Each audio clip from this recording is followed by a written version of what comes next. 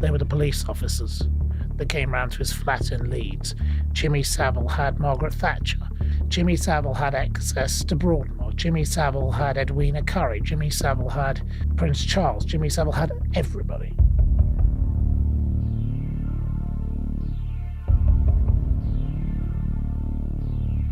All of us, what we call the peoples, knew what was going on with the BBC. As bad as we now know it was? Yeah, we knew. But what has been lost is those people that could have stopped it from happening, or those people who had knowledge about it. So out of those 44 reviews, not a single person has been held to account.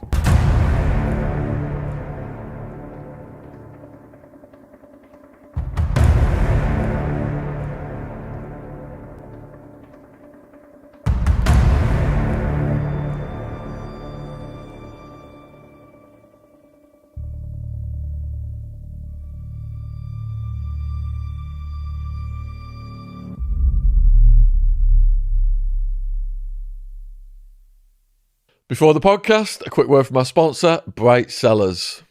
All you need to do is take our quick and simple 7-question quiz so we can gather your taste preferences and deliver wines you're guaranteed to love. Each box is completely unique to your taste palette, meaning no box is ever the same. Our in-house sommelier handpicks wine based on your preferences.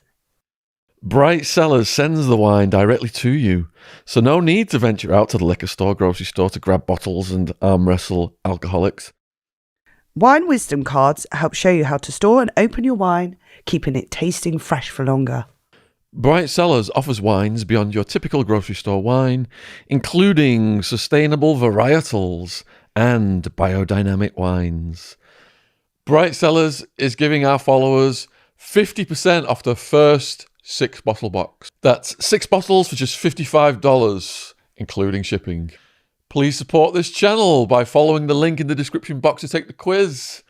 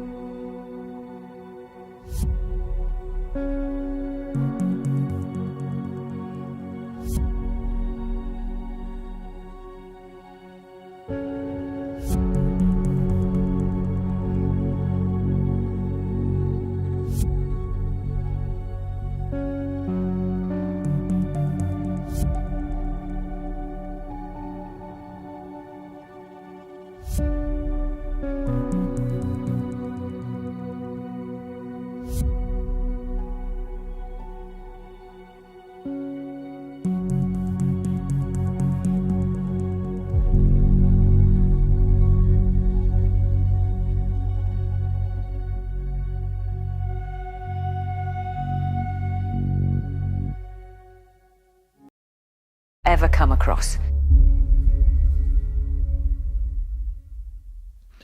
People might question why we are doing this documentary. After all, Savile was exposed years ago and his crimes were scrutinised by media worldwide.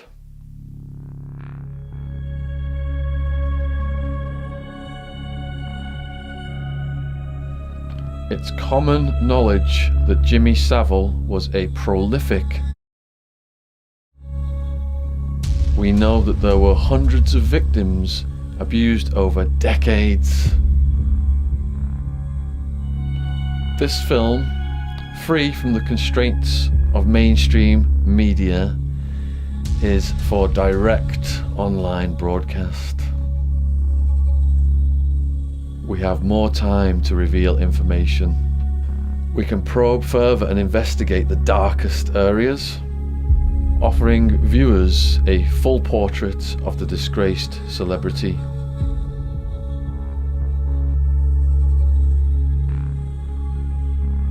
Over the last year, we have interviewed people with a unique insight into Savile. Some were victims. One spoke about a friend who had committed suicide after being abused. We spoke to journalists who highlighted the numerous cover-ups by various institutions. And we spoke to the man responsible for first exposing the paedophile.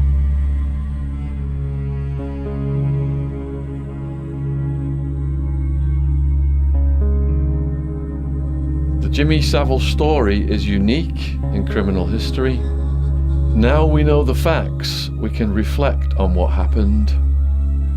Several questions still need to be answered surrounding the aftermath of Savile's exposure.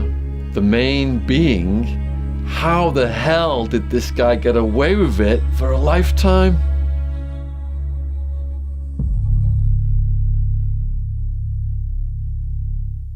He said, I reckon there's probably around 20, 30 victims. And I went, 500. I said, there are 500. And he looked at me and he went, really? And I went, I can tell you, I've been doing this for a long time now. I said, I reckon there's 500 victims. And of course, where did we get to? 500 victims. How many of Savile's victims were male then? So there were a number that were male. I don't know what that number worked out to, but there were a number that were overwhelmingly they were female, and overwhelmingly they were children. But there were adult females and there were a number of male victims. His offending behaviour was overwhelmingly females. But what he did do is, on the occasions, I think he targeted young males because he saw that as a power and control, but not in the same degree at all as far as females, young victims. But he does enter into a quite, I'd say, unique, quite limited number of offenders who cross across all the spectrums as far as male, female, young and old. Large majority of paedophiles, child sex offenders, have a target age group. Savile wasn't like that.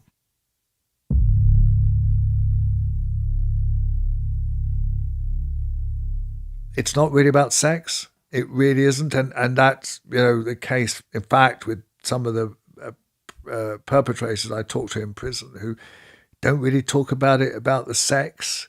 They sort of, they talk about love, they talk about needs, they talk about all sorts of things that are not really about sex. And I think with Jimmy Savile, there's something kind of rather androgynous and unsexual about him. And it wasn't about sex, it's the fact that he could do this, Yeah, in interviews, he always joked about not knowing what love meant. Yeah.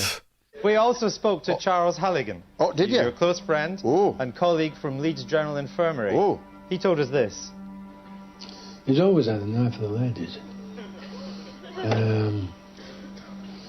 Young ones as well. When I say young, I mean, the proper age. 16 upwards. And he's always had one. His philosophy, he would never get married because I don't think he could stick with a person more than 3 days. Is he right? When it comes to women, you've got a short attention span? No, women know too much. I'm all for girls that don't know too much. It's a different class, you see. When you are single, it's because of some reason that you like being single. Jesus didn't find any problem with it. I don't find any problem with it.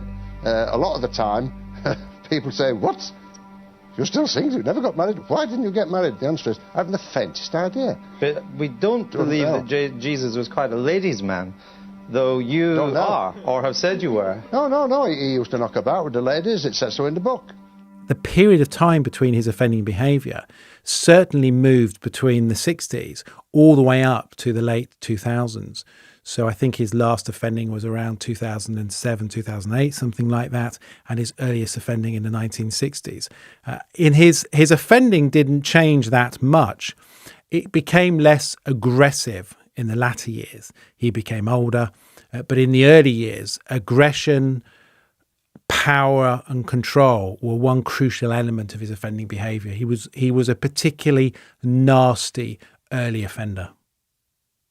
I think it probably would be fair to say that the majority of his victims were from a vulnerable element, not just in terms of their age, but because of their social background.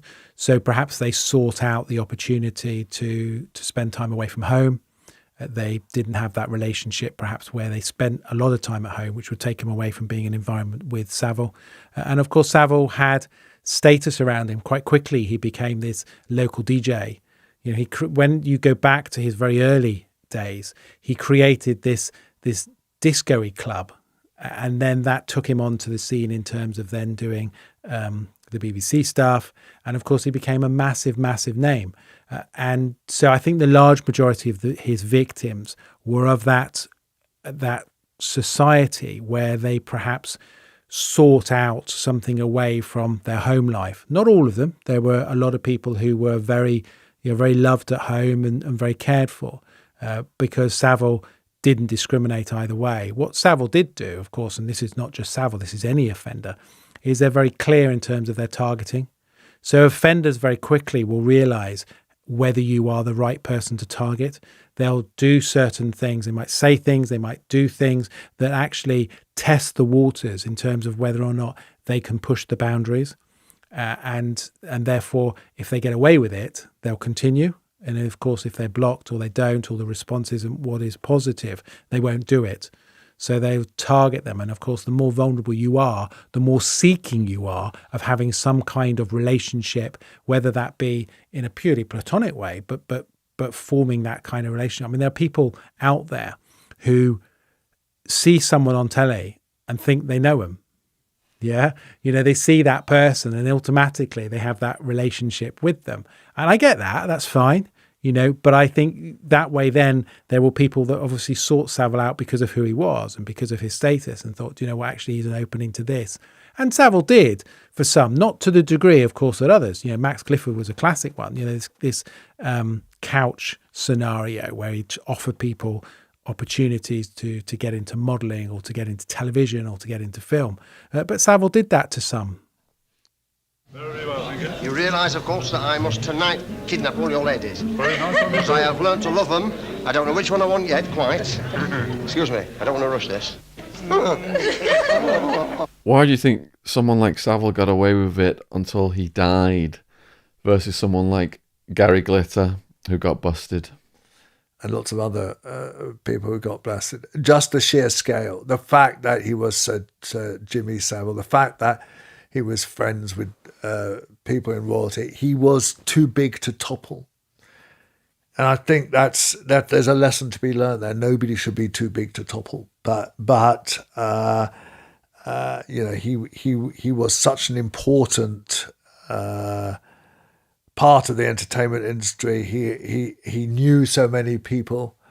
He was nasty. You know, people who had personal dealings with him say he was very nasty. You know, he was, you know, his public persona was not his real persona. You know, he was rich. You know, he drove around in Rolls Royces and stuff. He was a do-gooder.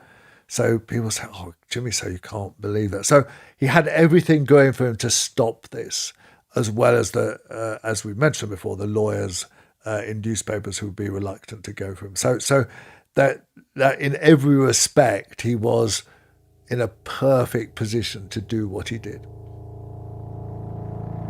So victims fall into many different categories. Often people say that actually the more severe the offence against people, the more difficult it is for someone to talk about it. But actually that ignores the fact that the impact of an individual of an offence differs depending on what has happened to you. So somebody might be raped, but they might deal with that really well. Another person might be indecently touched, but their impact on them is greater than the person that's been raped. So when you look at it in terms of the severity of the offence, that fails to ignore the impact of the individual. So when you're talking to these people, it is literally about saying to them, look, you know, these are very difficult things that have happened perhaps in your life, but we need to be, I'd like to be able to talk about it. And by and large, because of my experience and my use to be able to deal with that, you know, I'm experienced in interviewing children, in adults in terms of sexual offences, so I know exactly how to talk to people without doing all the triggers. But crucially, what you do find is that the only way that people can move on with their life is to deal with what's happened in the past, and that applies to so many environments. So when you say that he knew people's secrets, are you implying that there were possibly powerful co-conspirators in his crimes? Absolutely, yeah. And whether they're perceived to be as powerful as him, I'd say not. I think he was the most powerful by overwhelmingly.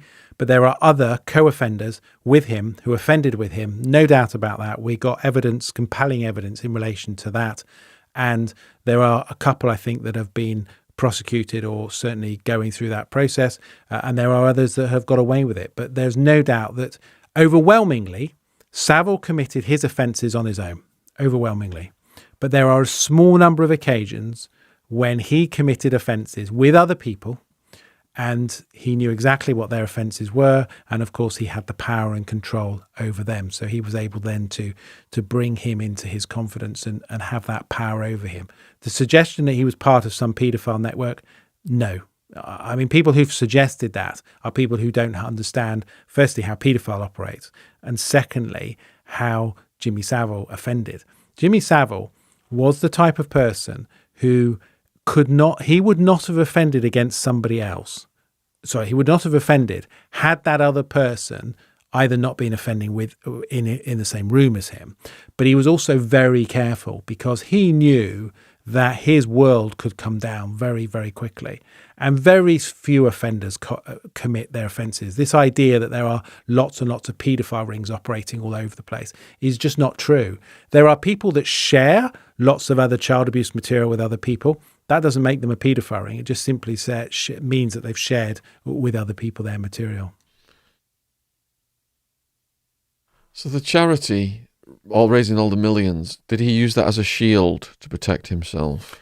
Yeah, I think I've quoted, and I was quoted in the Radio Times for saying this man created some of his shows as a vehicle for his offending behaviour. And I truly believe that he did, because the elements of offending behaviour are twofold: access and opportunity, right? So the access to children and the opportunity to offend. So he created the access to children through his vehicles, through his ability to be able to see children, spend time with children, and his opportunity was to be alone with them because he was this respectable individual. So he got access to children and the opportunity. And so those two key elements of offending behaviour were present, and I believe that he created some of those opportunities. Now, whether he created every opportunity in order to offend, I doubt it, because people are not bad all the time. They're just bad either a bit of the time or a lot of the time. So even in the worst individuals, there are positive traits in regards to those people. So I don't believe that was a forefront of his thoughts all the time, but it obviously was a large element. And that enabled him to offend to the degree that he did, which was at some stage off the scale. He was offending probably every day at some stage. Do you think the astronomical amount of money raised for charity insulated him? That was another factor. All of it, as I say, he was a do-gooder, and if you set out to be an abuser, you'd probably set out to do what Jimmy Savile did, wouldn't you? You'd say, I'll become a famous TV personality. I'll do all this thing for children's hospitals and whatever. I mean, he did it all brilliantly. You have to, you almost have to admire how clever he was in his predation. Choosing children's hospitals, kind of being a humble porter, as we mentioned before, kind of which gave him access. I mean, he did everything right, and then having friends at the high places. He thought it out. He was not stupid. It's not a coincidence, of all these things he did. It was all very well thought out. Just as, my humble care worker in a children's home who does it, thought it out of how do I get access to kids. He thought it out as well, and he just thought it out at a much higher level. Now, me, when I stand in front of the table and St. Peter's there, he says, you are not coming in. And I'll say, well, why not? And he'll say, because you're a villain. And he'll show me the debit side. And I'll say, hang about. And I'll show him the credit side and say, does that mean anything? And if he says that means nothing, then I'll threaten to break his fingers. Some guy sees me as a sinner. Some guy sees me as a villain. Some guy sees me as wasting my time. You see me as an uncle. We can't understand how people see us, but we say, if you see me as an uncle, I'll try and be a nice uncle to you. I'll see you later. During his lifetime, he gave clues as to his dark side. To a News of the World reporter, he said, I'm no saint. I want it to be known I'm a great crumpet man. In 1974, a People headline told readers, why I never married. I can have my pick of $25 per night. While he was alive, there were rumours. All of us, what we call the peoples, knew what was going on with the BBC. As bad as we now know it was? Yeah, we knew. We all knew. We knew that you go to Top of the Pops, what you were facing. It was common knowledge, but it wasn't common knowledge in the media. I heard the rumours, but I was working in an environment that was totally male. Do you really think that if I had said to somebody at the BBC higher up than me, this is going on, nobody took any note, they wouldn't have taken any notice whatsoever? 8-year-old girls love Jimmy Savile though, don't they? And of course... Anyway, I won't go on. Yeah. Yeah, he loves her slot. That's what I'm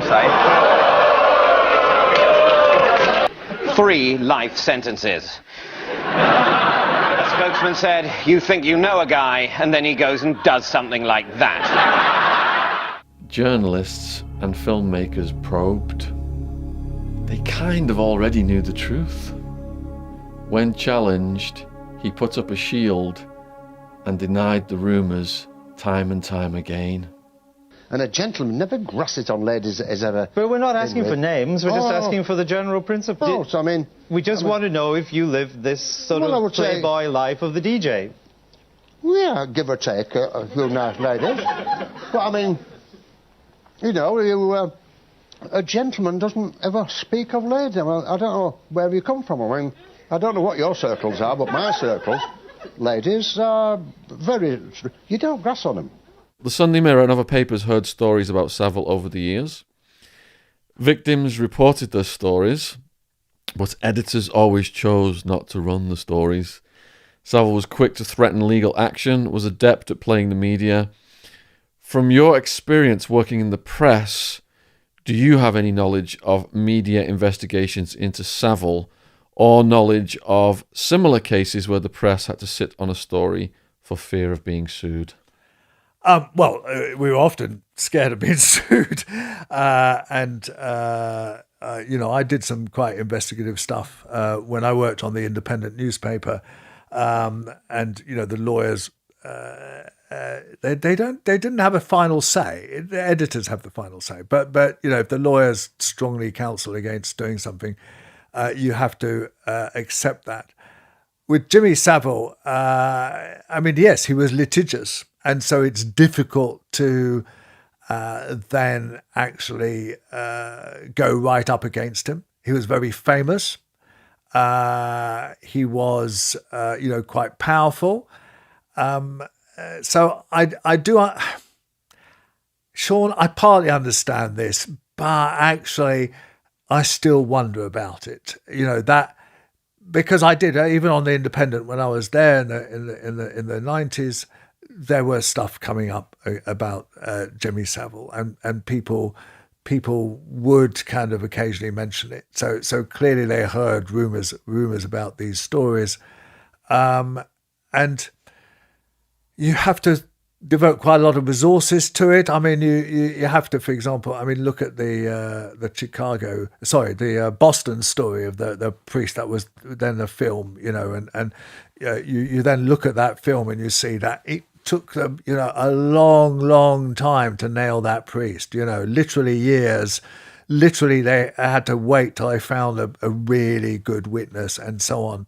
So some of it is just lack of resources. But even then, I do wonder just why nobody quite had the guts to do it.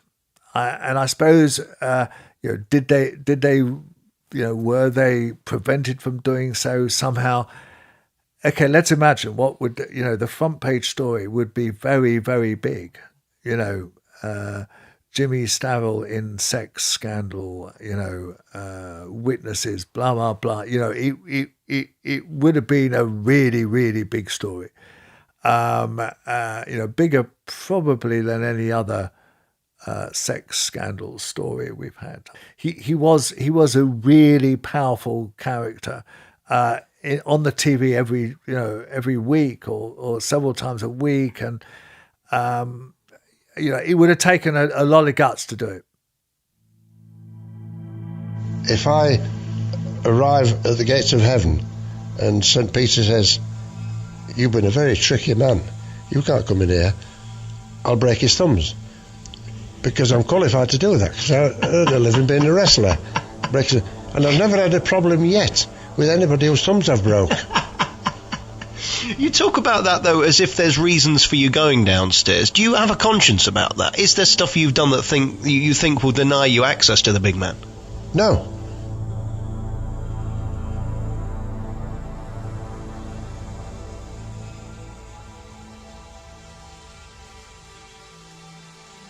Jimmy Savile died in October 2011. He was seen as a national treasure, a British eccentric with decades of fame. He was viewed as a hero for the millions he raised for charity. A friend of royalty and senior politicians, Savile was knighted by the Queen and the Pope. So Savile was a friend of Margaret Thatcher. When Charles and Di had marital problems, he was brought in as a marriage guidance counsellor by the royal family. How does a guy from the north, very humble roots, disc jockey, rise to such associations? It's personality, Shaun. He did have I mean, as I said, I don't think he was particularly funny, but he had a certain wit about him. I don't think one could say charm, really. He wasn't very charming. Like psychopaths are described as charming. Yeah, like that. Yeah. I suppose maybe he made people laugh a bit with his stupid laugh himself and his kind of whole, all that kind of stuff. And I didn't know that, actually, that he was actually asked as a marriage counsellor. You can't imagine anybody worse, really. Princess Diana wrote that he was creepy. She found him very creepy. Good for her, yes. I'm not surprising. She got it, for once, as usual, Princess Diana got it better than Charles or his mother. I think you have to understand that actors, people in the entertainment industry jump a class or two, don't they? I mean, they might come from humble roots, but they actually jump up. You only have to look at the Beatles, who are kind of like royalty now, or Cilla Black, one of our great singers, who became just a household name, and she was on all sorts of TV programs, dating programs, and as well as being a singer. That people in the entertainment industry are kind of déclassé in a way. They jump at, we have this entrenched class system in the UK that generally people can't escape from. But the one escape, and I think this is true in America as well, that real stars kind of get out of their class, and so they then become part of the red carpet elite. And that's maybe why the royal family were being dumb enough to work out the marital problems of somebody who should never have married that young woman anyway. And that's another whole story. But it wasn't an issue that could be solved by counselling. It was an issue that should never have taken place for the first time, because he was, as we know, consorting with somebody else all the way through. But that's that. So I suppose it was like a bit of kind of pulling Savile out as a bit of a figurehead, wasn't it? It was a kind of, somebody who was kind of very famous. Oh, we're showing we're doing something about this. So I can understand the red carpet effect and Savile mesmerising the masses, being on the TV all the time.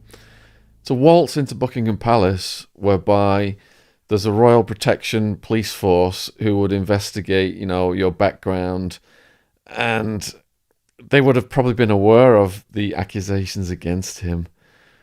Why would they allow the top royals to associate with someone who had such claims against him? Yes, that's a good question. I can only think that they didn't investigate him sufficiently, because I think if they had, they would have come across that. And remember he became Sir Jimmy Savile, didn't he? So he was knighted. So he was in and out, and he was in Buckingham Palace. He was a friend of Prince Charles's, wasn't he? I mean, he actually was a friend, quote unquote. Like that. They actually did things together. When it was seen in public, kind of together. So, I think he was above reproach. Come on, Shaun, if you get up there, really up there, you're above reproach, mate. You kind of, nobody's question. I mean, nobody would look at David Beckham and think, oh, we better check him out, whether he was done for shoplifting when he was 12 or something. You get above all that. And I think that's what happened. And the English upper classes are daft enough to be taken in by that sort of scale of getting up so high that nobody's going to question you. I think they were taken in by that. You think he was an illusionist? Yes, absolutely. When he was finally exposed, his fall from grace shocked the world. Never before has someone's reputation fallen in such a manner. He was a complex man with several sides to his personality. He could easily flit between roles, from charity worker to famous DJ, from abuser to TV personality to all-round fixer of things.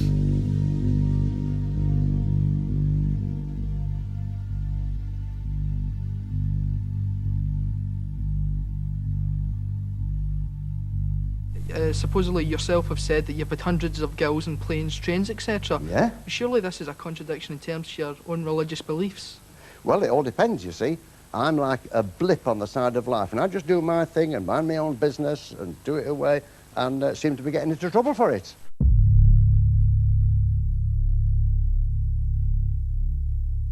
One did prove to be untouchable, and that is Jimmy Savile. How was he able to get away with it for so long? Well, Jimmy Savile was clever because he made sure he had friends in every element. So Jimmy Savile had what he called his Monday Club. They were the police officers that came round to his flat in Leeds. Jimmy Savile had Margaret Thatcher, who tried to get him ennobled, I think it was 14 times or something. Every time her advisors said no. But he kept pestering her. Jimmy Savile had access to Broadmoor. Jimmy Savile had Edwina Currie. Jimmy Savile had Prince Charles. Jimmy Savile had everybody. He found his way because he was clever. He knew that if he knew somebody in every circuit, he'd always have a way out. He'd go, well, and anytime, when he was questioned by Louis Theroux in that car when they were driving in Scotland, he was asked, have you, people say things about you. He said, they can say whatever they want about me. He said, if they say any more, I'll bring them all down. Wow. And that was, and you watch the Louis Theroux program. I advise you to see it. And you will see him say that in the back of a car, and he was open about it. He was open about everything he did. He just thought that he could just carry on regardless. And people like Max Clifford enabled these people with their fake stories. So Max Clifford would trade a story. That recent program on the BBC or Channel 4, whatever it was, I don't know why they showed it, it was pointless, said, oh, he just did this and he did that. No, he traded X to protect Y. They knew that was their game. They actually viewed it as a game. So they all worked together.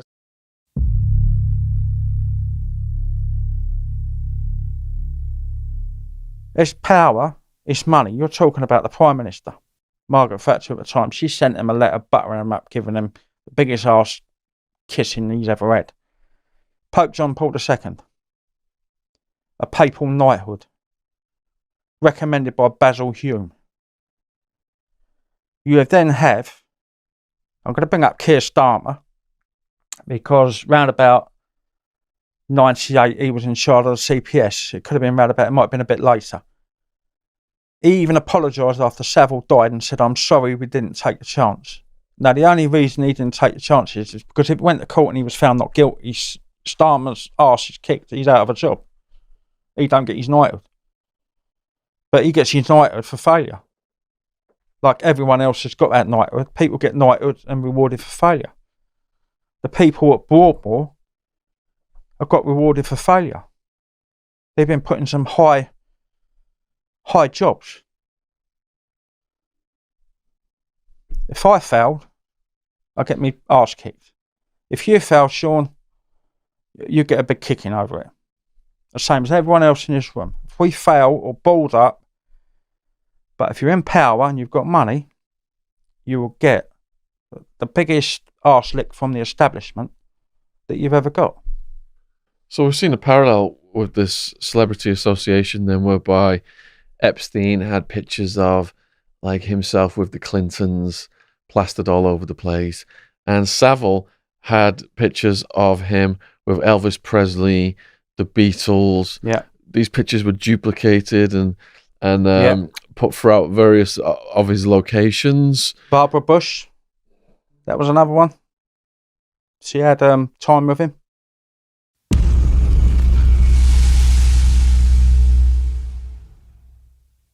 James Wilson Vincent Savile was aptly born on Halloween in 1926. He was one of 7 children to parents Agnes and Vince. He was the youngest child and possibly an unplanned child, born 5 years after his next youngest sibling. The Saviles were working class. Jimmy was a small, undernourished child and often ill. One account details an accident where, as an infant, he fell out of a pram, severing a muscle in his neck. When the muscle refused to heal, he was left with an unusual condition whereby he couldn't close his eyes. He slept with his eyes wide open, staring at the ceiling. He would have spasms. Doctors wanted to operate on him, but his mother wouldn't let them. Eventually, the infant recovered. For some time, his parents had feared the worst. Alright, so a huge part of your book, Broadmoor Sinister, is the Savile story. And you went and researched his entire family upbringing, did you? Yeah. Because he had a strange medical situation whereby his eyes wouldn't close, didn't he? Yeah, and he was like the miracle child that he exists. He didn't die. They say. I mean, his brother, he had a brother called John and another brother called Vincent, and as they grew older, they came and told the stories that he was a gifted child. This is why him and his mum, who we called the Duchess, were very close, Agnes. It was about 3-month-old that he actually, or 4-month-old, that he was actually being pushed in a buggy, and he fell out the buggy, causing substantial injuries, which resulted in Savile being placed into a hospital for 3 months. They actually thought they were going to lose him. And as time gone on, he was the sort of dream child of all the brothers and all the sisters. He was the one that they all sort of rallied round. He was that type of special kid to them.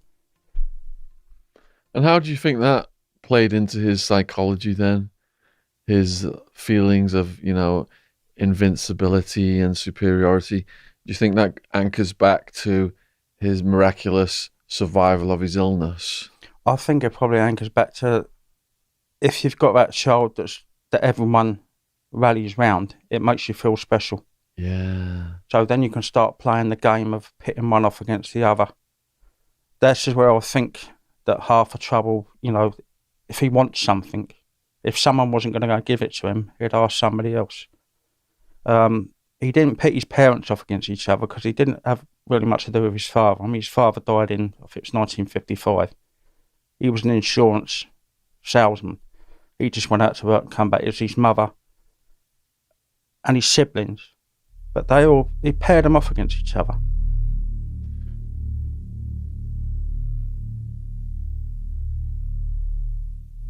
Savile lived through the Second World War.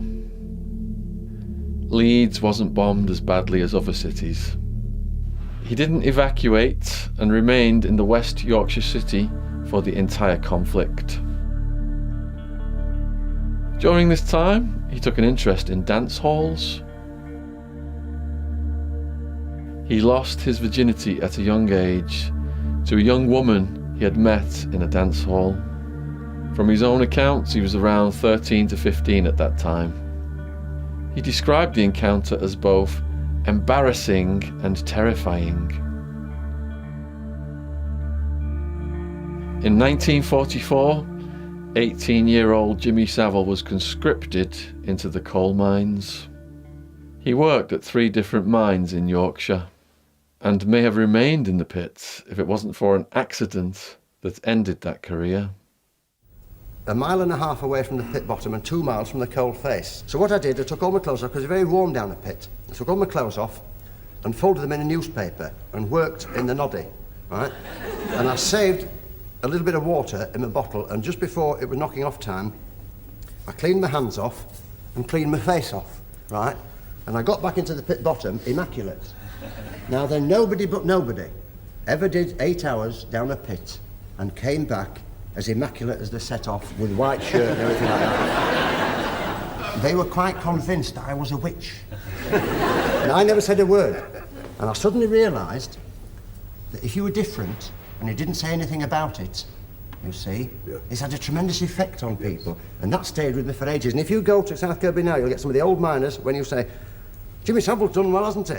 Ah, and you'll look around and you'll say, he's not what you think you know. The forces of darkness are at work there.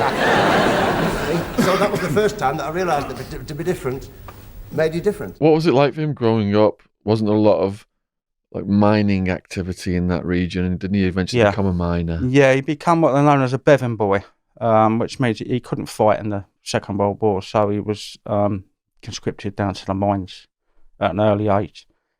That didn't last very long because he actually had an accident down in the mines. It was an explosion that rendered his back useless.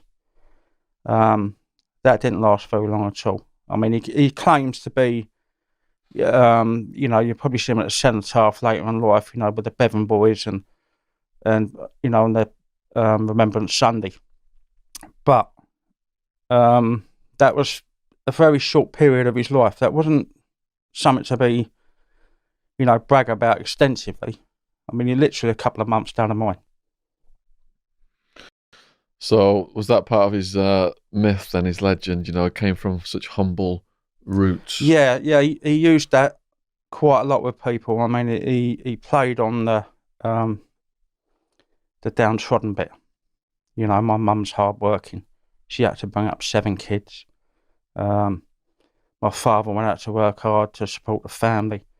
Well, in fact, he was an insurance broker, but he was also a bookmaker as well. So, of course, in them times, off-street bookmakers wasn't the done thing. He spent a lot of time with his brother Vincent and a lot of time with his brother John. And Vincent was to become a keeler later in life.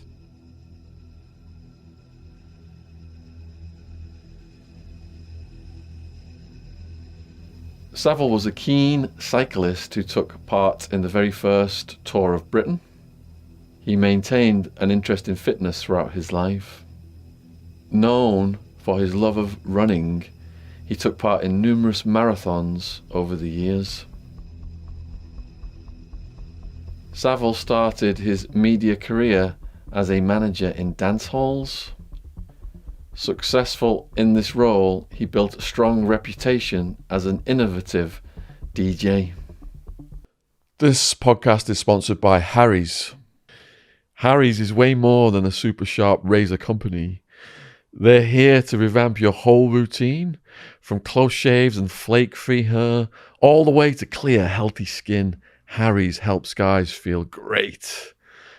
For this sponsorship, Harry's is offering a free travel-sized shower gel with a trial set to you, the viewers, to give you a chance to try their other products as well as shave. Please make sure to support this podcast and give your own shower shave a go. by redeeming a free Harry's trial set. All you cover is £3.95 for delivery. Just head to harrys.com/Shaun, SHAUN, to have your set delivered and start a shave plan. Your freebie will be added at checkout. That's harrys.com/Shaun, SHAUN. Thank you for supporting Harry's. Link is in the description box below this video. After Savile sort of left the mining industry, recuperated, what happened then was that his brother Vincent got Jimmy into nightclubs, being a disc jockey. So that's how he got into nightclubs. Yeah. It was through his brother. Yeah. Right. His brother's the key to a lot of things. Not a lot of people know, but Vincent was a bit of a villain. Was he? Yes. He was well known in the underworld scene. He had money. He had power. Which I think is what Jimmy Savile played on. What kind of rackets would his brother have been doing back then? Cigarette rackets, booze rackets. The nightclub game would have been one of them as well, because you can hide a lot behind the nightclub. I mean, it's Manchester. You're talking the 50s, early 50s, up to the 60s. I mean, that's the time when, you know, you sell booze and fags, and just after the war, everyone's in want. All right, so he gets this nightclub job then. Now, in the Louis Theroux program, he talks about a situation in a nightclub. Yeah. And he kind of reveals that he had some guy tied up in the basement, I think it was. Are you able to expand on that? I am. I mean, I put it down to Jimmy using his brother's Vincent's know-how, because all Jimmy was in the club at the time was a DJ. He was spinning records. He was the first one to get people up dancing to records. He was, and what made him popular was he drew the crowds in. Then, just as that started, what his brother suggested was, you know, run nightclubs. So he got Jimmy into running 3 nightclubs in the Manchester area. Now, Jimmy said this as a bit of a power trip, because his attitude was, you come into my club, you behave. You don't behave, you know. He was known to take him downstairs, he'd tie him up, and they would get a good beating, you know. I mean, he played on the figure. I mean, his brother Vincent is the one that everyone was feared of. So Jimmy used it. You know, I mean, he used that to his advantage. He never let on in later life, asked my brother, it was Vincent is the key to everything. So how did he get his lucky break then? His lucky break came in the 60s. There was a radio station called Radio Luxembourg, which probably a lot of people would have heard of. He was picked up for Radio Luxembourg, and that's where he got his lucky break. He had hundreds of thousands of listeners all over Europe, very popular radio slots in the evening, and that took him for a number of years. And it was eventually the BBC got wind, and that's how he got the Radio 1 job. He spent many years at Luxembourg, BBC. You know, they pulled him in. Moving into radio, he became a DJ for the BBC. I'll tell you what we'll do now, ladies and gentlemen. Top groups, top records, top everything. So how's about we have a nice record now by what is definitely one of the top groups. In fact, it was voted the top group in the rhythm and blues section this year, 1967. Got no other down deep one, and only the Rolling Stones. And here they come right now. In television, he hosted programs such as Top of the Pops, which I'll never forget, and Clunk Click. But his most famous show was Jim'll Fix It, which made him a national icon. Running for over 20 years, some episodes of the show pulled in over 30 million viewers. We got the letter from Mary Reed from St Albans, and she says, "Dear Jim, I have always had an itching to ride on a dolphin's back. I can swim very well, I'm 14 years old. Please could you try and fix it for me?" Savile's career gave him access to star-struck teenagers. Good evening. Welcome. Another edition of Top of the Pops. Lots of nice young ladies about with us this evening, and lots of nice records we've got. So what we're going to do, we're going to start off at number 9. This girl's crazy about this group that's going to start. It's number 19, it's called Coco. What's the name of the group? Sweet. Yeah, she's crazy about them. Here they are. He was famous, wealthy, and inclined to exploiting his fans. In the early days of his promiscuous life, he preyed on countless groupies. Talking to writer and biographer Dan Davies, Savile revealed this about his days as a DJ. I would stand on the stage with a record player with 1,000 people in the room for 4 or 5 hours. Of the 1,000 people, 700 were girls. If half of them can't stand you, that leaves 350 who can stand you. If half of them are not too keen on you at all, then the other half is. That's 125 people. If half of them actually don't fancy you, that leaves around 65 girls that might want to go off with you. You don't have to be a brain surgeon to work out that you're never going to be short of ladies' company. This story reveals a lot about how Savile viewed women. It was all a numbers game to him. Women were his sex objects.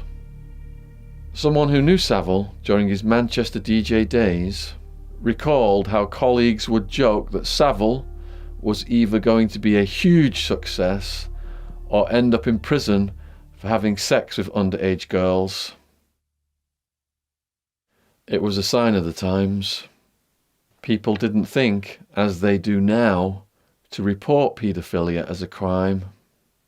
Don't forget, as late as the 1970s, the government was giving hundreds of thousands in grants to an organisation known as PIE, PI, the Paedophile Information Exchange. In today's society, it is unthinkable that such an organisation could show a public face. Times were different back then, is one of the reasons why victims weren't so readily coming forward. It's very likely that 400 of you will be injured in your cars tomorrow. You'll be within 6 miles of home and doing less than 30. And it's going to happen to a lot of you ladies. You'll be shopping, collecting the kids, going to the laundrette. For some of you, the face you start out with in the morning won't be the same face you end up with by the evening. Why let it happen? Clunk, click, it's so simple. Clunk the car door, click the seat belt, even if you are just going round the corner, clunk, click every trip. Further evidence that mentalities were different back then is the fact that a woman came forward in 2012 to reveal she had been raped by Savile, aged 16, in a London hotel in 1964. She had been a virgin at the time. Finding out she was pregnant and confronted by her parents, she disclosed who the father was. The parents contacted Savile, who refused to admit responsibility. The family arranged for the daughter to have an illegal abortion. Savile was 38 years old when this happened. Neither the girl nor her parents thought it would have been appropriate to have contacted the police. Dance hall goers recall Savile disappearing with girls on many occasions, usually to his car, either before he went on stage or after. He'd return 20 minutes to an hour later. Other witnesses recall groups of girls going to his flat day and night. Savile clearly didn't want relationships. With teenagers he could control and manipulate and then move on, after he had had his way. It was all about the sex, nothing more. Anthony Clare, who interviewed Savile for his Radio 4 series, in The Psychiatrist's Chair, recalls some of the disturbing things Savile said. Savile showed many of the traits of being a psychopath. Robert Herr's checklist, devised to identify psychopaths, includes several traits we can associate with Savile: slippery charm, a mask to conceal true self, low cunning and willingness to manipulate, absence of normal human emotions, lack of empathy, sexual promiscuity, inability to admit mistakes, fear of commitment, repeated attacks on the vulnerable.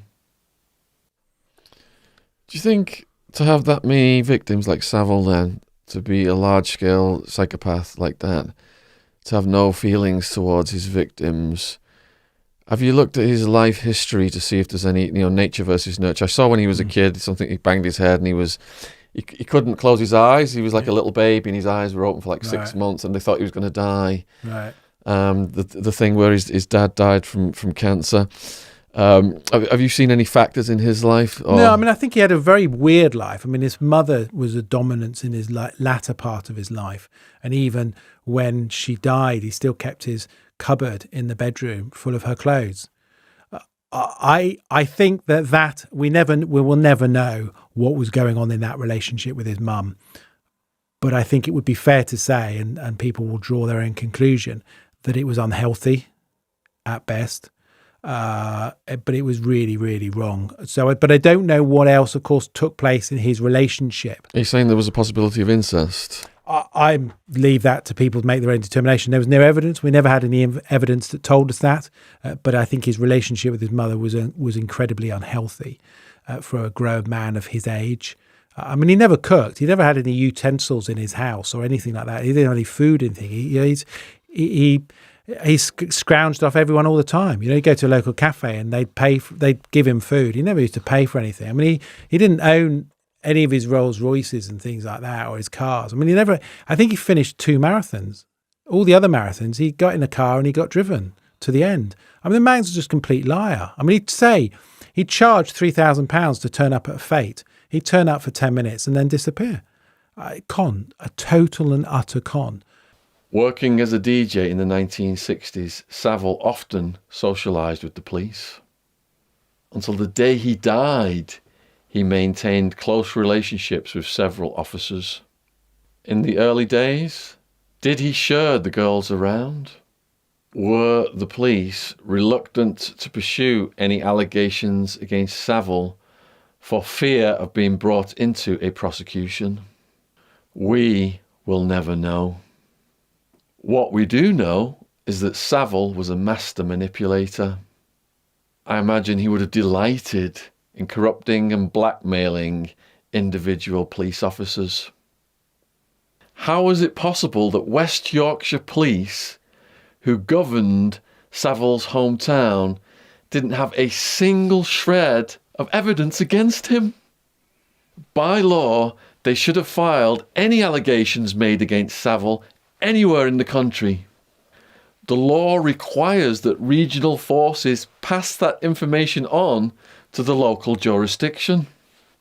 After he was exposed and various inquiries conducted, the authorities learnt that on 5 separate occasions serious allegations had been made in different jurisdictions. They should have been passed on to West Yorkshire Police. Surrey Police told one inquiry they had passed on allegations given to them as recently as 2008. In their own special inquiry, West Yorkshire Police, of course, denied receiving any such reports. If you allow the police to investigate themselves, what do you expect? This morning I woke up, let me think, I was on my own, and that is tremendous.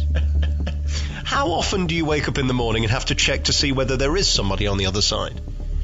Well, not very often, because what happens, I'm a pushover, and if somebody comes and knocks on the door and says, I've lost my keys to go in, I'll say, step this way.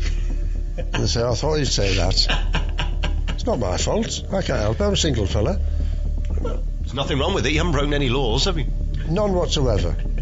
One of the reports West Yorkshire Police should have had in their possession was a report by the Met Police that Savile was a regular visitor to a South London brothel. The police records from 1964 show that 3 men were charged with living off immoral earnings. What's notable is that absconders from Duncroft approved school used to stay in that house.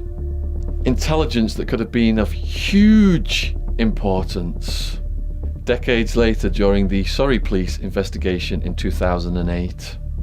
Had this information been seen by Surrey Police in 2008, surely it would have raised suspicions further.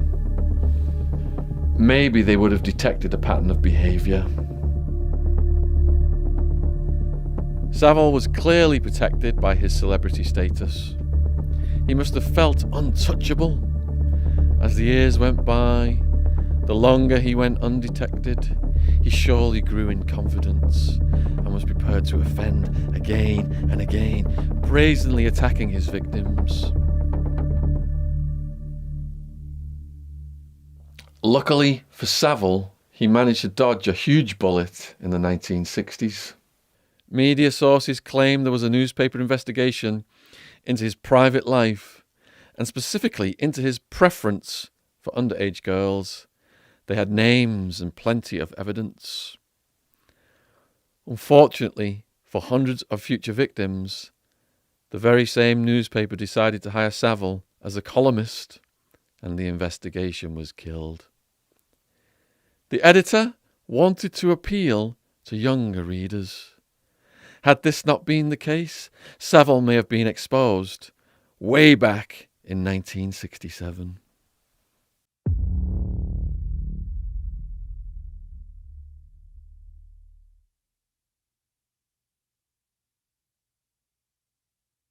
Well, I went to stage school, and I'd been there since I was 5 years of age.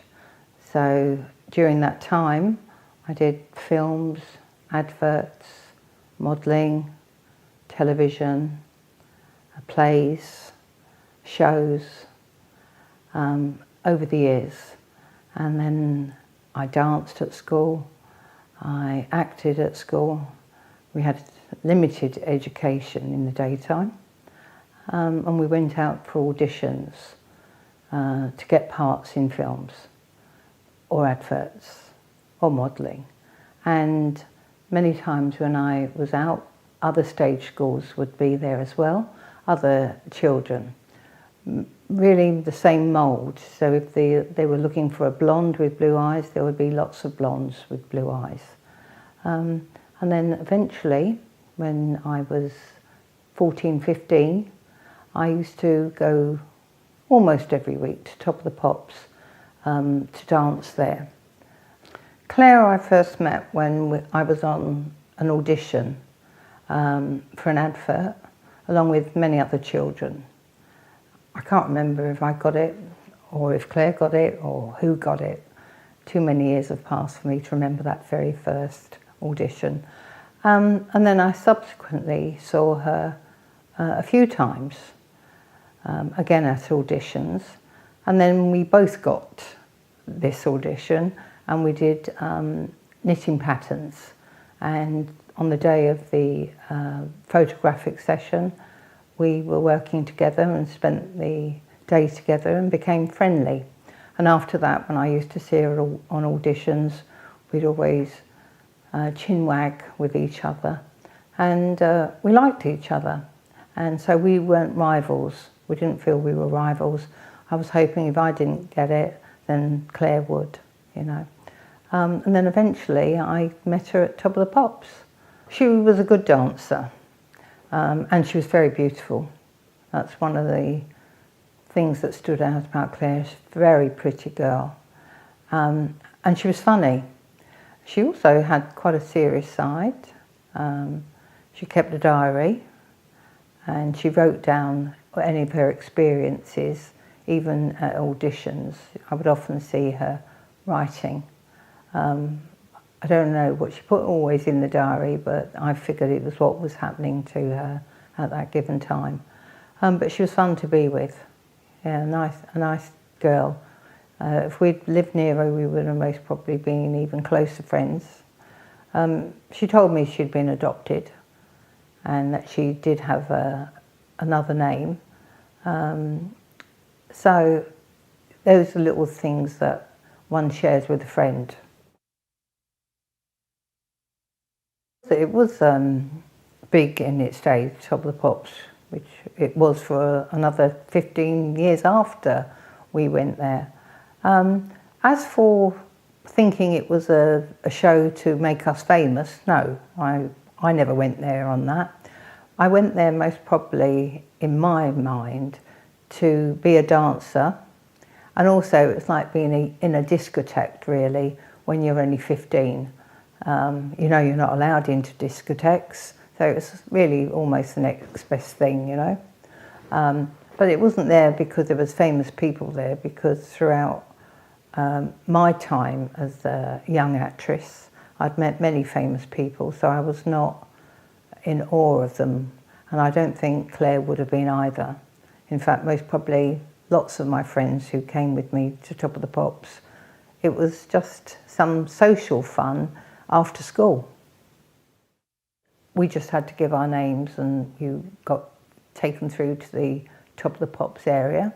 Obviously we're not going to dance in our school uniform, so we were allocated an area to change. Some youngsters, and certainly older people, would arrive already in their day, evening wear dance thing, but us as children, we arrived in uniform. And so we changed into hot pants or mini skirts or mini dresses, high heels, some makeup on, and because we were, in a way, professional dancers, we were often put in the front near the DJs or where the groups would be singing. So there was a lot of older people there as well, as in 17, 18, 19, 20 dancing, but we were sort of young school kids of 14, 15 and maybe 16, like that. We were always made to feel quite special. Some girls were invited back to dressing rooms. I only went there once to a dressing room, and I can't remember which DJ's dressing room it was, but there was a few people in the dressing room at the time drinking. Slightly what I might consider inappropriate behaviour with girls. I only had someone try it on with me once, and I sort of smacked their hand down, and I made excuses to go to the toilet, and that was the only time I ever went into a Top of the Pops dressing room. I knew that what might be happening in there isn't what I wanted to happen to me. After the Top of the Pops, we were invited to go up to the bar, and again, names would be left as you approached the bar. So you could go into the BBC bar where there would be lots of executives. There would be actors from other shows that were going on or being filmed at Top of the Pops at the BBC, and you know, we would be bought drinks, usually champagne, and I would only ever have a couple of glasses because I still had to travel home that evening, and I certainly wouldn't want my mother to see me drunk, so a couple of glasses. There was one girl in particular who was 16, and she was promised some shows on the Frankie Howard show actually at the time, and she often went to the dressing room. So what she was propositioned, it may well have been to make her famous, and she was in the Frankie Howard show for a long time, one of his comedy sketches. She was often in that. Myself, no. Saw him quite a few times. Sometimes him and another DJ would host Top of the Pops. It wasn't always just a singular DJ. He was quite a touchy man, and he was certainly pick who he might want to be near him, he would certainly say, you know, I'll have that girl come over here and dance near him and things like that. So he always looked a bit weird because of his colour of his hair. At times he had half black and half white hair. He dressed in tracksuit bottoms. Bit of a weirdo, but you know, he was very famous, and he was a charity fundraiser, so he had, you know, everyone knew him, and he was probably the most famous of the DJs that did Top of the Pops. I had an opinion that he was the dirty old man, just by the touching he tended to do around the groups that were near him. He wasn't an ideal man to stand next to, let's put it that way. He was touchy, and as I say, the way that he was in his dressing room with others, that was sort of common knowledge, that he would be kissing, touching, love biting one girl in particular. She often would show with love bites around her neck and breast area. So he was a bit of a dirty old man. I mean, I never could really understand why any of the young girls, whether they be 15, 16 or 17, would like Jimmy Savile to put his hands or mouth over you anyway. I can't imagine anything worse, really. He would actually ask the floor managers, and they would come on the stage and whisper in girls' ears to go back to a dressing room. And that could have been not only Jimmy Savile, that would have been other DJs as well at the time. Well, Claire was approached by a floor manager one evening. In fact, she was taken off stage and disappeared even before Top of the Pops was filmed. And when she came back for the filming of Top of the Pops, she told me that she was going for a drink with one of the artists who was appearing on Top of the Pops that evening. And she asked if she could stay at my place because her mother obviously would not be very happy that she was 15 years of age and leaving Top of the Pops, and instead of going home, she was going for a drink with a famous singer. And I said to her, yeah, of course you can stay. And after Top of the Pops, she phoned her mum, and I spoke to Mrs. McAlpine just to confirm that Claire would come back to my place, and then she'll go on to school, because she had a school uniform with her, obviously. And that's what I was expecting, that Claire would do that night. And then following that show, I saw Claire go off. There's a tunnel near the Top of the Pops that the artists used to go out the back way, and she was with this famous singer, and she disappeared down the tunnel with him. And I was waiting for her to come back to my place by 10 or 11 o'clock, and she never turned up. And by the next morning she wasn't there. I just assumed she must have gone home. It wasn't for another couple of weeks before I saw her again that I found out what had happened to her that evening. So I gave her that alibi, not knowing I was actually giving her an alibi, because I did think she'd come to my place. And it's only when she wasn't there during the night, I just thought, I wonder if she's gone home.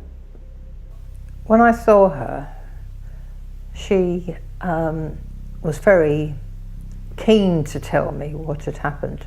She had been taken to South Kensington, to a hotel in South Kensington, and had gone into the bar with this singer, and they'd had a drink. He then said he wanted to change out of his outfit that he had worn at Top of the Pops, and for her to come up to his suite, which she did. And from there, she was given more alcohol, dinner, and she ended up staying the night with this famous singer. And from what she told me, she had sex with him. Now, I don't know if Claire had ever had sex before. I don't know if she was a virgin, but she had spent the night with him, and he sent her home in a taxi, or to school, I'm not sure. The next morning she put a uniform on and I think went to school. Well, I think she had found, when she was turning up at some DJ's places, that she had got herself in a bit deep, and didn't really know how to get out of it. And I told her, then, you know, just don't go there. But I think she's found that she was already on a spiral of being obliged to meet these people. And then a few weeks on, she was very worried. I know she had missed her period, and she was very worried that she might be pregnant. Meanwhile, her mum had found her diary. When I spoke to her on the phone, I didn't see her face to face, but I spoke to her on the phone, and she was really upset that her mum now was taking matters further. That she was going to go to the BBC, and subsequently she went to the police. And I think Claire was embarrassed that things were coming out with what she'd been doing. I do think she had a pregnancy fear at that time, and the next thing I knew, she had committed suicide. And then it was in the news of the world the following week with the exploits of this girl and her diary. Very sad.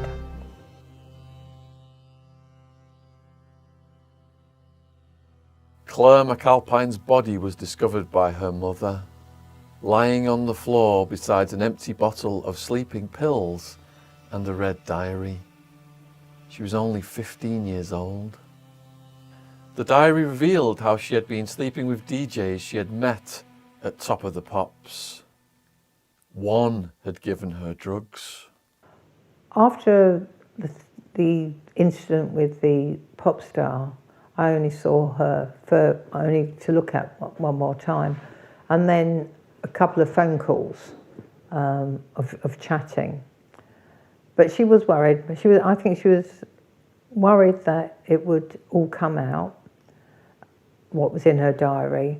But I also think she was quite worried that she might be pregnant. So that was maybe even more on her mind if that had happened.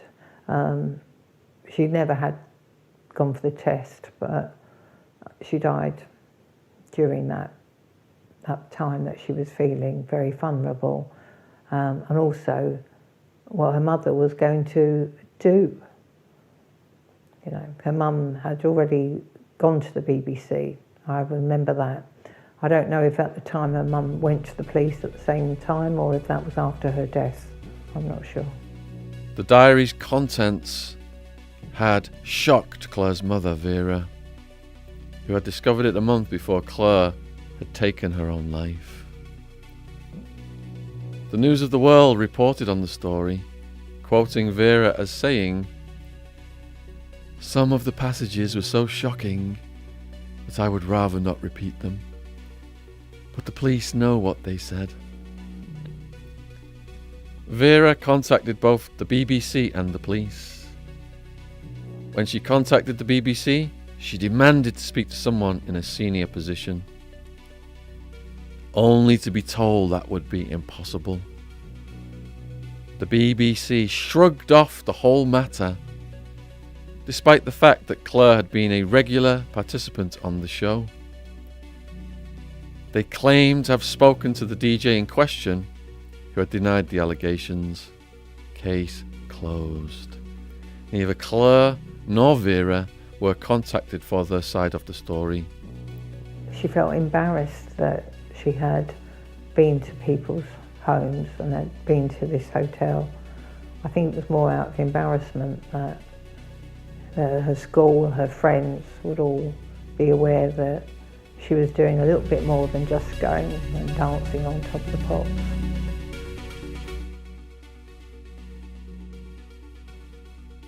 it was my mother that saw me next to Claire, or just on the paper, on the News of the World.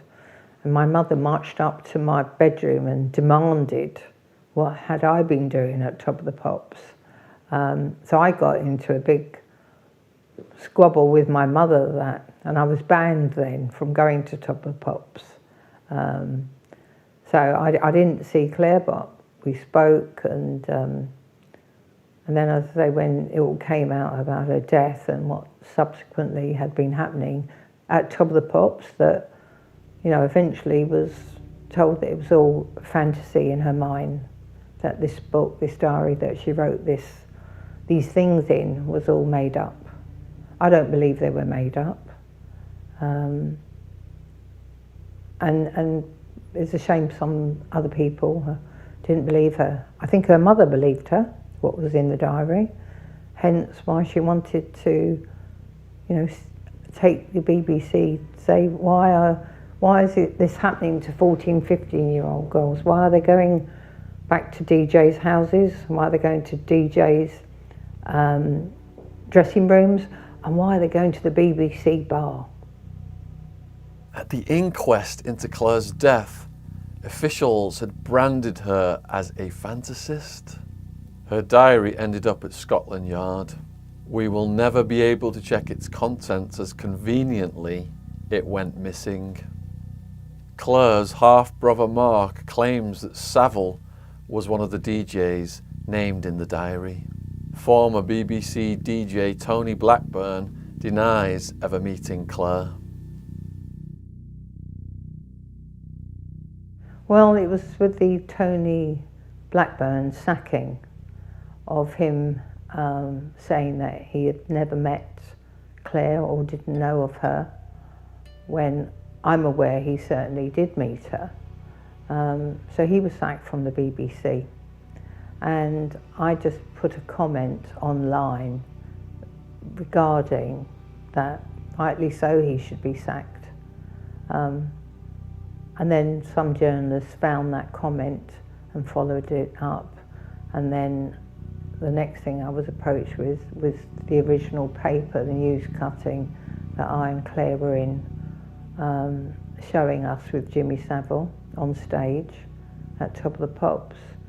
And this was in the News of the World, obviously. So I just made a sort of sarky comment.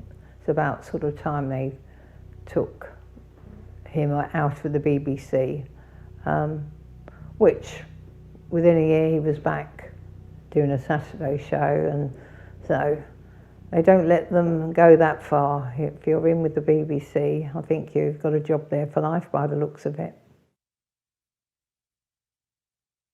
Well, it's 50 years ago, and it will always be a sad feeling to know that girl never went on to a great life. Not whether she would have been a dancer or an actress, but lost all the things that I gained, as in marriage, family, grandchildren.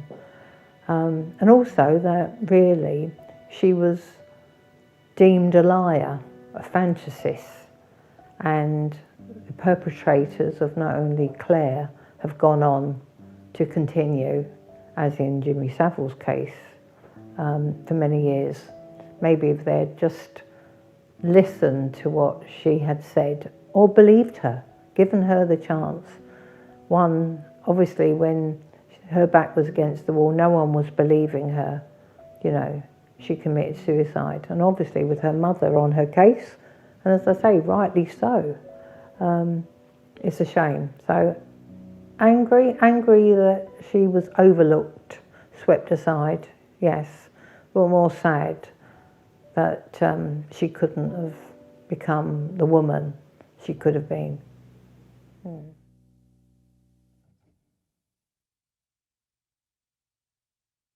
In May 2010, it was brought to the attention of senior BBC executives that Savile was gravely sick. Nick Vaughan Barrett emailed George Entwistle to reveal that the BBC did not have a ready-made obituary. The end of the email said, "I'm not sure we would want one." I have a personal interest here. My first job in TV was on a Jimmy Savile show. I know him well, and saw the complex and sometimes conflicting nature of the man at first hand. I'd feel very queasy about an obituary. I saw the real truth. So what was the real truth? Why didn't Nick speak up? This is a typical example of someone in an institution who may have seen Savile's crimes firsthand and simply turned a blind eye. How many other people saw Jimmy Savile offend and chose to do nothing? He sexually abused people for 5 decades, primarily in institutions. When he abused at hospitals, it was usually in public spaces. How many witnessed the abuse? How many fundraisers at charity events or production staff on TV shows saw crimes take place that they just kept quiet about? Senior BBC executives were well aware of the dark side of Savile while he was still alive. I was going to Interpol in around 2011, probably, to do a piece for BBC Newsnight on the images of child abuse images, of what Interpol were doing to try and identify offenders. And it was on the way either back or there where my producer said to me, "Have you ever heard anything about Savile being a paedophile?" And I went, "No." I said, "He's a weirdo." I said, "I wouldn't want to spend any time with the bloke." But no, I've never heard that. He said, "Well, that's really interesting because a police force, either Surrey or Sussex, did investigate him for child abuse. And we're unsure what happened with that or where it went." And I said, "That's really strange." I said, "I've not heard that." I said, "It can't have happened whilst I was in the force because I would have known about it." I said, "So it must have happened after I left. And I'm surprised if it happened in Surrey because I haven't heard about it." I said, "But I'll make some inquiries and see what I can find out." What did you find out? Well, so I then made some inquiries and established that actually Surrey Police had investigated him. I obviously have got some very good contacts in police forces and especially within Surrey because I was an ex-Surrey officer. And they told me, yeah, we did investigate him. The officer that told me was a very senior officer, and he said, "Look, I can't remember what the outcome of it was, but suffice to say that we did investigate him and the matter didn't go any further forward." I then went back and told the producer this. And this is where it all then snowballs because he then talks to his editor, and his editor basically said to him, "Well, that doesn't look to me like it's a story."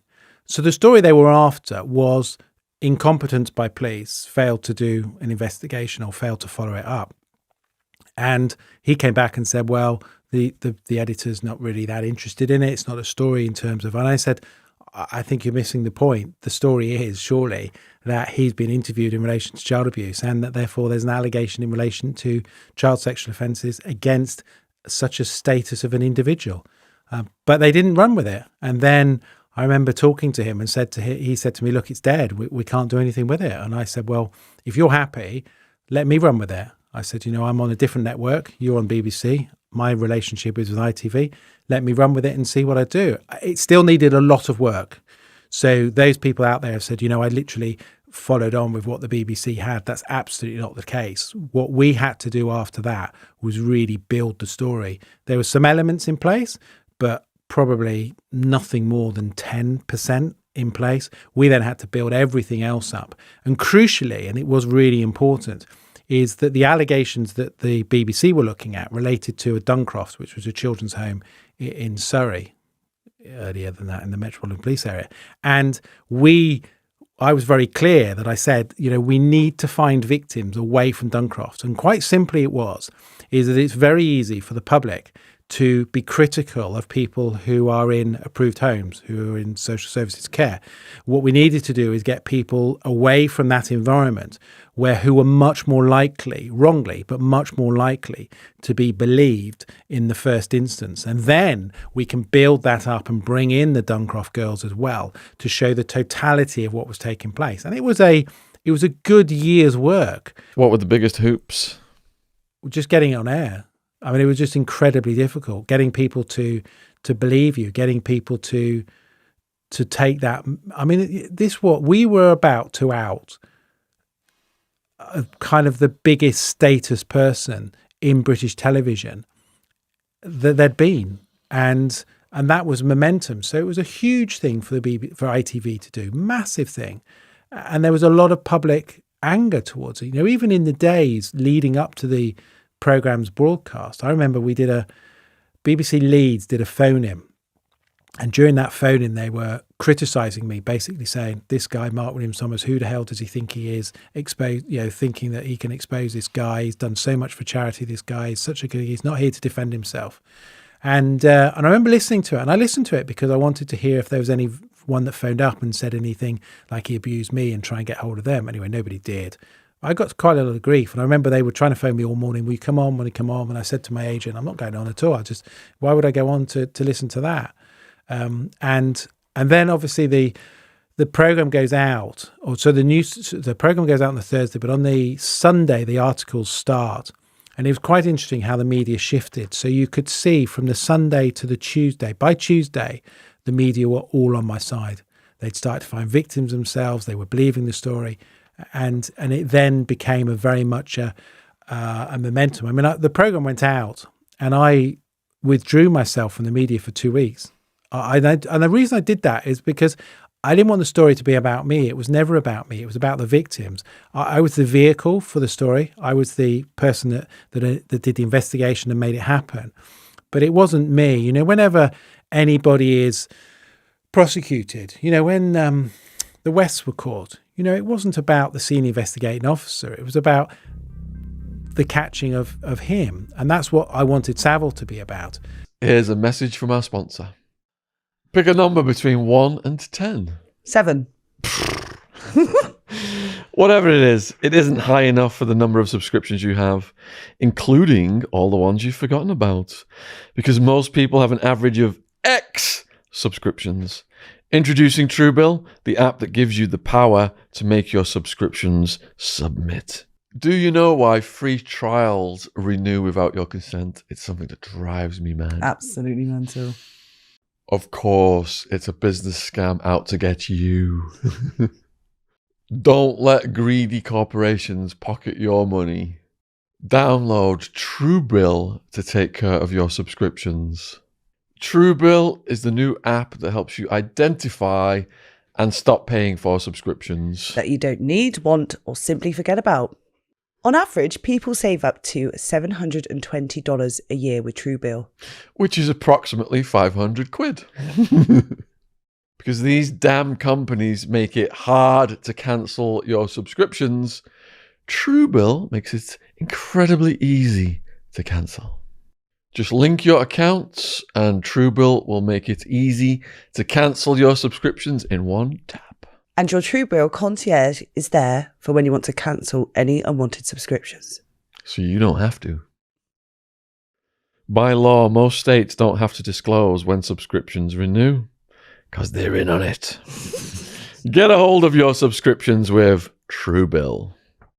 Like Jennifer B, who says, with your help, our family has saved $587 this year on unnecessary subscriptions.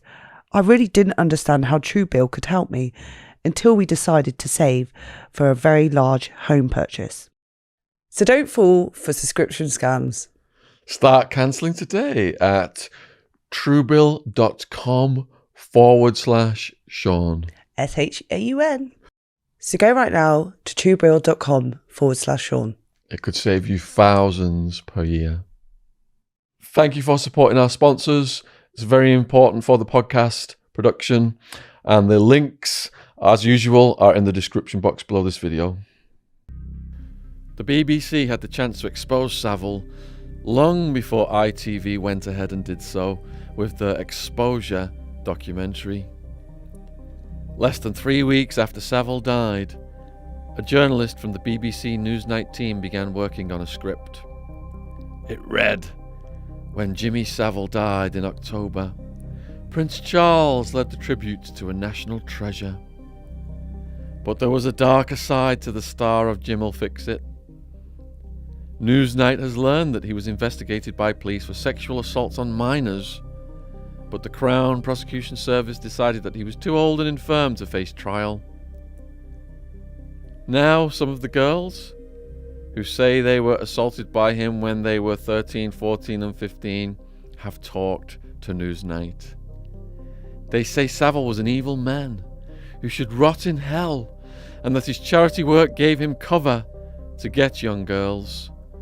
They even claim some of his abuse took place after BBC recordings and involved other celebrity paedophiles who appeared on Savile's shows, such as Gary Glitter. So the story behind the making of the programme was that essentially we'd got to a position where the programme was ready to go. And on the on the Friday, we'd agreed a process in terms of giving some information to the newspapers. So what the ITV publicity desk said, let's give it to the Mail on Sunday as an exclusive, and then we'll give the extra bits to some of the other newspapers. And I have a very good relationship with the Sunday Mirror. So I said, well, I'd like to give some to the Sunday Mirror because they're a very good paper and I know the editor very well. And they said, okay, well, why don't you do a personal interview for the Mail on Sunday and we'll give everything else to the Sunday Mirror. And so I said, okay, that's fine. And I remember on Saturday, I got a phone call I was at my son's football match, and I got a phone call from the reporter from the Mail on Sunday. And they said, well, we're just finalising this report for tomorrow. Can you just tell me a little bit more? So I told them, and they said, well, isn't there any more? And I went, no, there isn't. That's the story. I said, well, you want more? And they went, well, it's not really big enough, and it's not this. And I went, right. So I thought, okay. And so Sunday comes, and the Sunday Mirror and the Sunday People run the Savile story on the front page. The Mail on Sunday runs it on page 5 or something like that. And I'll never forget that, because I think that's a really significant moment in terms of not understanding the gravity of the story. That story then ran on the front pages for a consecutive 41 days, the Jimmy Savile story. So that tells you how massive this was, not just in terms of the UK, but internationally and worldwide. And the aspects in terms of the BBC then became a big story because, of course, when we were making the programme, we wrote, as we would do, to a right to reply. We wrote to the Director General at the time and said, can we have an interview in relation to the allegations we've got and the information we've got? And the Director General refused to give us an interview and said no. So, and actually furthermore, went on and said, we don't know anything about this, and just dismissed it out of hand. Now, that was their first massive failing, because what they should have done, and this is a massive learn for any organisation that's facing these problems, is they should have said, listen, this is not on my watch. It's happened a long time ago. We take these allegations really seriously. We will now launch an investigation to find out what's gone on. That's what they should have said, but they didn't. They buried their head. They came up with a very arrogant attitude. And actually then that manifested itself and just became worse, because what you ended up with was the BBC then having to almost go full circle and then some kind of acceptance to a level. But the problem with the BBC is that it has levels of middle management and high management. And often the people with the information are the troops on the ground. All right. And it applies to all organisations, but the BBC is particularly large.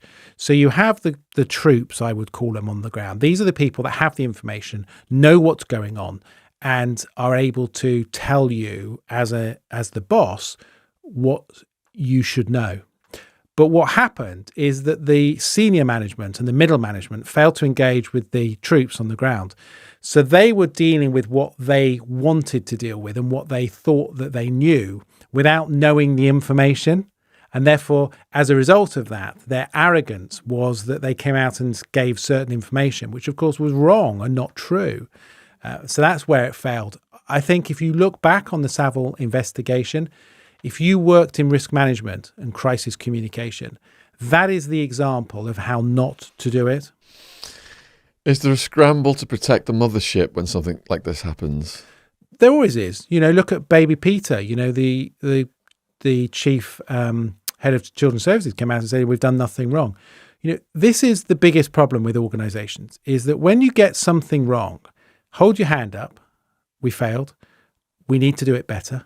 we will properly investigate what's gone on and we'll find out and we'll get to the bottom of this.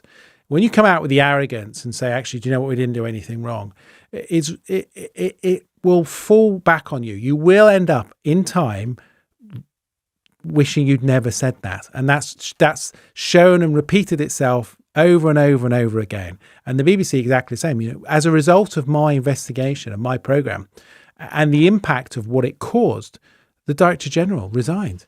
You know, I think as far as moments in time, you know, my programme was a massive moment in time, but there are two other moments which I think are probably the biggest moments in time, which is one, the Director General resigning, and Jimmy Savile's headstone being removed. You know, those two moments for me, I remember where I was on both occasions. One occasion I was on the tube and the other occasion I was coming back from an interview on the train. I remember them saying the Director General's resigned, and it was like, this is just incredible. And actually, he didn't need to resign if he'd have taken the proper advice and he'd have dealt with it properly. He wasn't in post when all this went on. But what he was able to do is to deal with it and give some kind of reassurance that the BBC were taking this seriously. That didn't come across. Why was the show pulled? The Newsnight team could have broken the Savile story, but they didn't. They had several testimonies.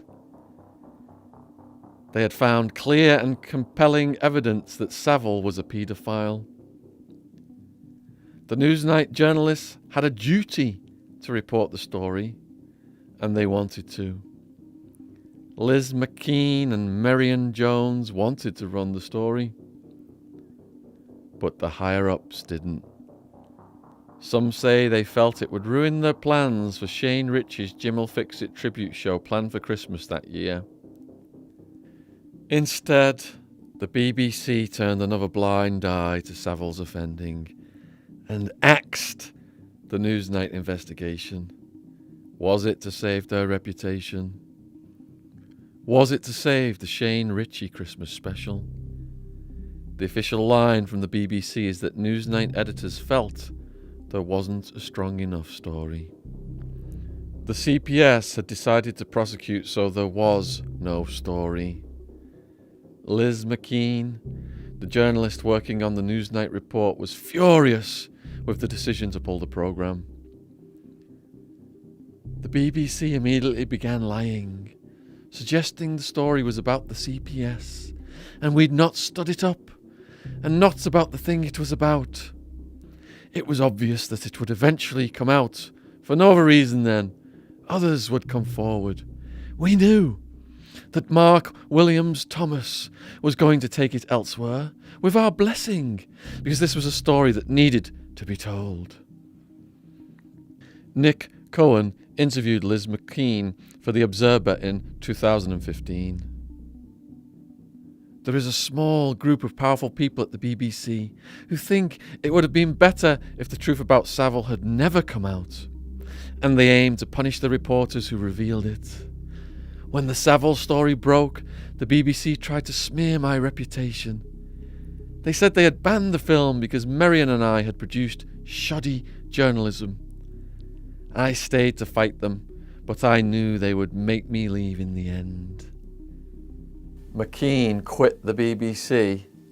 Marion Jones was sacked. Like West Yorkshire Police, the BBC held their own inquiry into their conduct regarding Savile. Unsurprisingly, no one has ever been held to account for failing to report Savile's crimes. Savile was a danger to young people, both girls and boys, opportunistic and shameless. I have identified 72 BBC victims of Savile, of whom 34 were under the age of 16. His youngest victim was aged 8. His abuse included 8 cases of rape, the youngest victim being only 10 years old. There are still people in the BBC, there's still people in television worldwide and in the media who hate me for what I've done, who dislike me because I've exposed Jimmy Savile and subsequently exposed Max Clifford, Rolf Harris and other people. You know, I can't, that's their inability to deal with things. That's their failings. All I can do is hold myself true to what I believe I've done and what I believe was the right thing. And I know that exposing Savile not only had a huge impact on me physically and mentally, because it was a massive thing to do, but it was the right thing to do. And I know that I have saved hundreds, if not thousands of people from either continued trauma or being abused. There was a culture of not complaining or of raising concerns. BBC staff felt, and were sometimes told, that it was not in their best interests to pursue a complaint. Loyalty to and pride in a programme could hinder the sharing of concerns. There was a reluctance to rock the boat. But this report does. Some of the details are shocking. One victim was told, keep your mouth shut, he's a VIP. That even with plenty of material out in the public eye which cast doubt over Jimmy Savile's character, BBC bosses didn't think to remove him from his position of unfettered access to vulnerable young people. In 2016, Tony Blackburn, former DJ at the BBC, was fired due to evidence he'd given at the inquiry into allegations of sexual abuse. The former DJ was sacked due to inconsistencies he had given in the inquiry. I don't know if you remember an interview years ago with John Lydon. Oh, Johnny Rotten. Yeah, Johnny Rotten. He gave an interview that around about 1978. He was banned from the BBC because he outed Jimmy Savile. They won't put him on Top of the Pops. Exactly. Now, if Johnny Rotten knows, I mean, he's an intelligent man. I mean, don't get me wrong, but if Johnny Rotten knows and spilling the beans, you know, if David Icke's spilling the beans, that tells you something. You know, there's major cover-ups going from the royal family right the way down to the CPS. They hide it.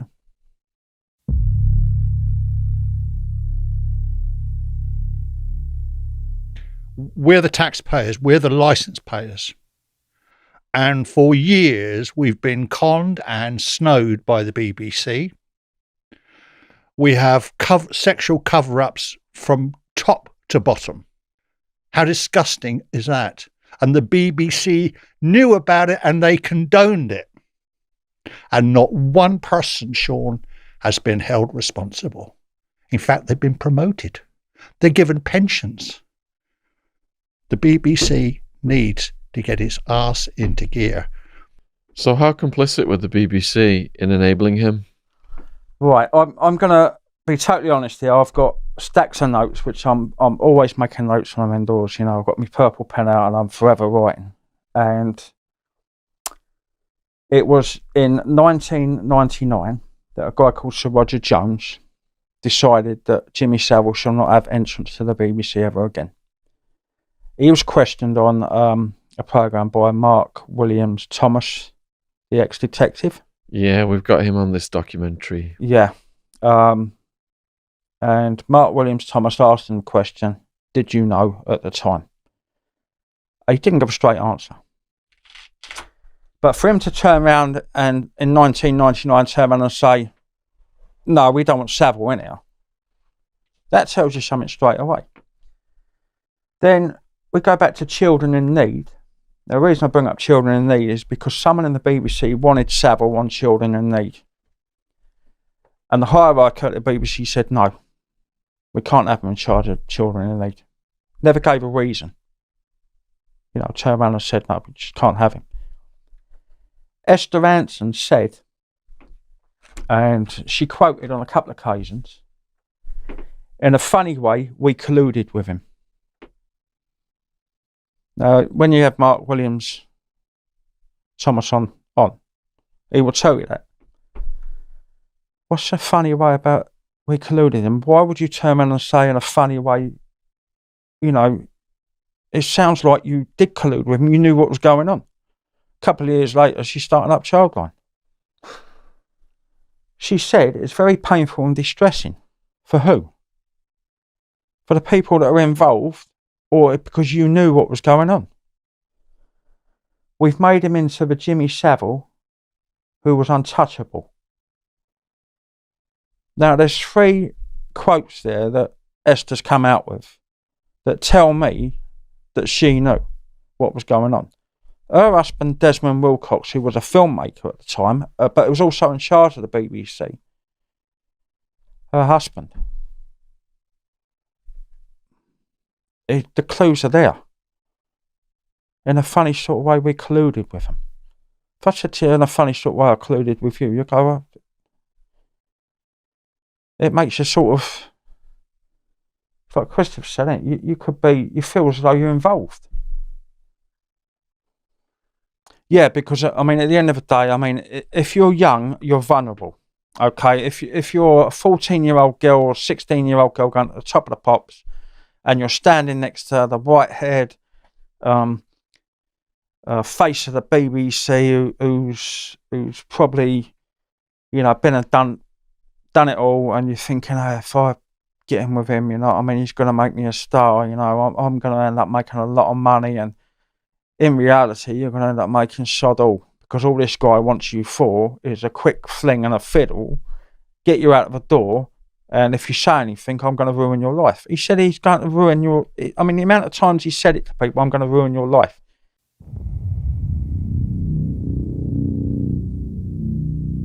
As Savile got older, his allure as a celebrity DJ started to fade. No longer did groupies swarm around him as they had done during his Manchester Mecca dance hall days. So did Savile turn to hospital patients, finding them a captive audience with plenty of vulnerable victims? 40 years ago, June Thornton was a patient at Leeds General Infirmary. She says she saw the TV and radio star molest a brain-damaged girl, a memory that has haunted her. Jimmy Savile come to a young lady sat in a chair.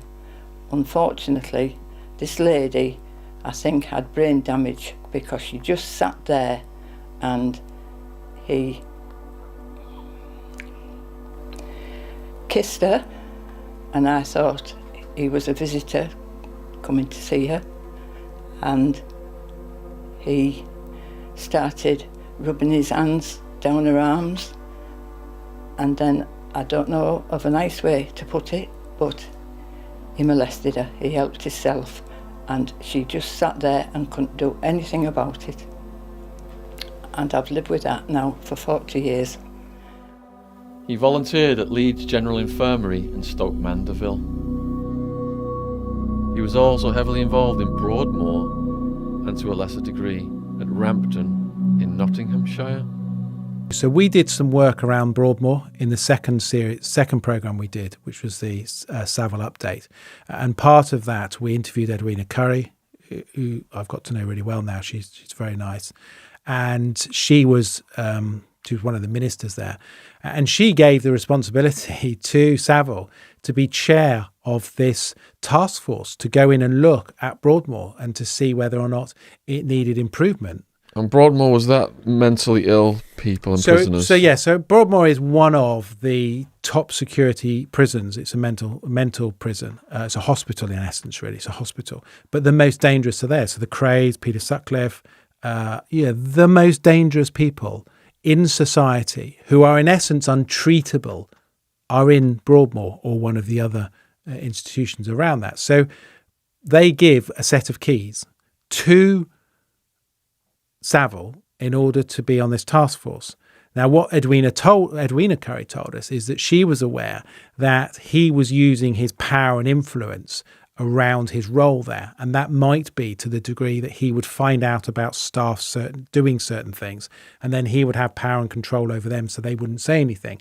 But we interviewed witnesses, victims from there who'd been in the care system in terms of being in Broadmoor.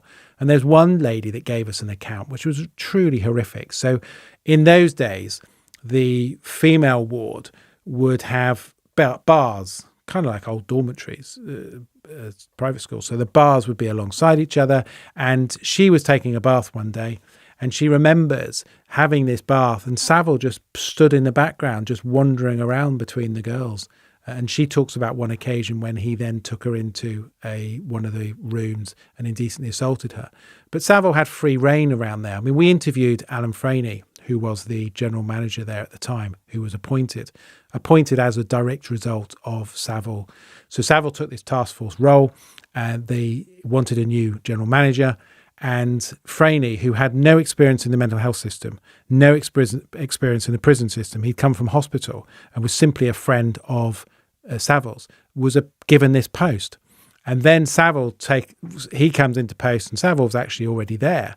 And I remember interviewing Franey and said to him, so what role did you give him? And he said, well, he already had a role at the place. And I said, yeah, well what role was that? He said, assistant entertainment manager. I said, well, what did that involve? He went, well, I'm not really sure. I said, you're the general manager, you're the boss. How did you not know what this bloke was doing? I said he had a set of keys. He said, well, yeah, he only had a set of keys. He didn't have a set of keys to bedrooms. I said he had a set of keys to everywhere. He might not have been the bedrooms, but he had a set of keys to go wherever he wanted.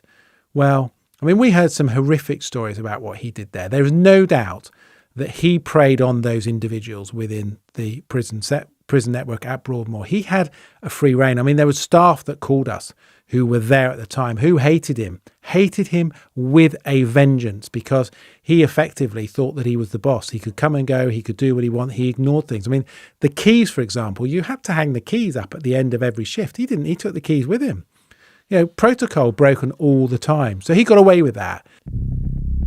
Working at these institutions had many benefits for Savile.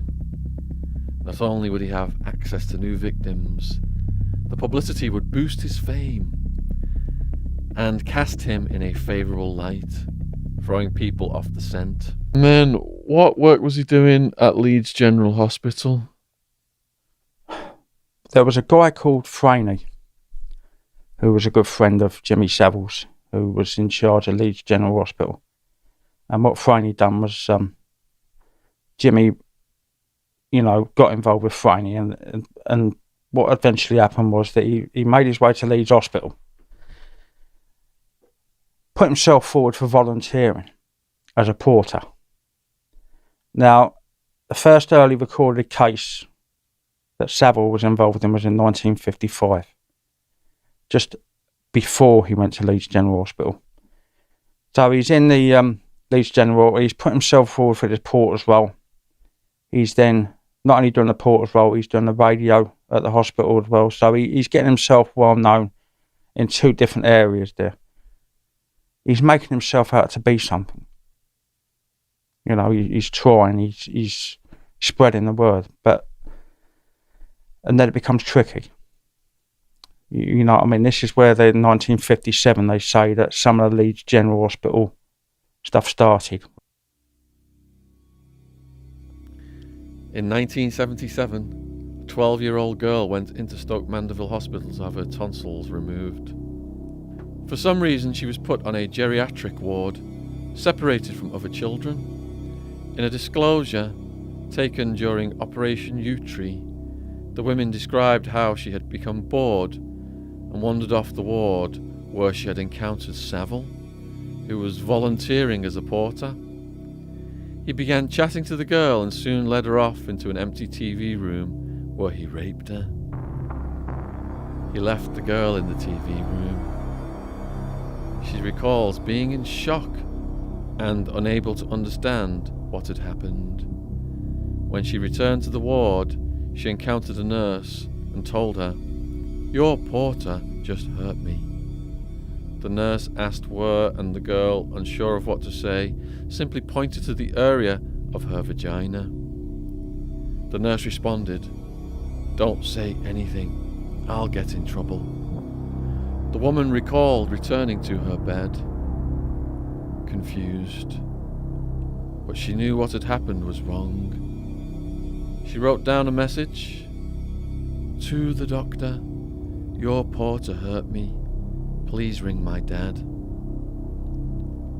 She added her address and telephone number and signed the paper. She then posted the paper into a red letterbox in a corridor. She believed the paper would go to the doctors at the hospital. Later that night, Savile returned to the girl's bed and sexually assaulted her again. When the second attack ended, the girl said she witnessed Savile walk over to the bed of an elderly patient and then proceed to jump on top of her, lying face down. As he did, the girl heard a nurse shout out, "You shouldn't be in here, Jimmy."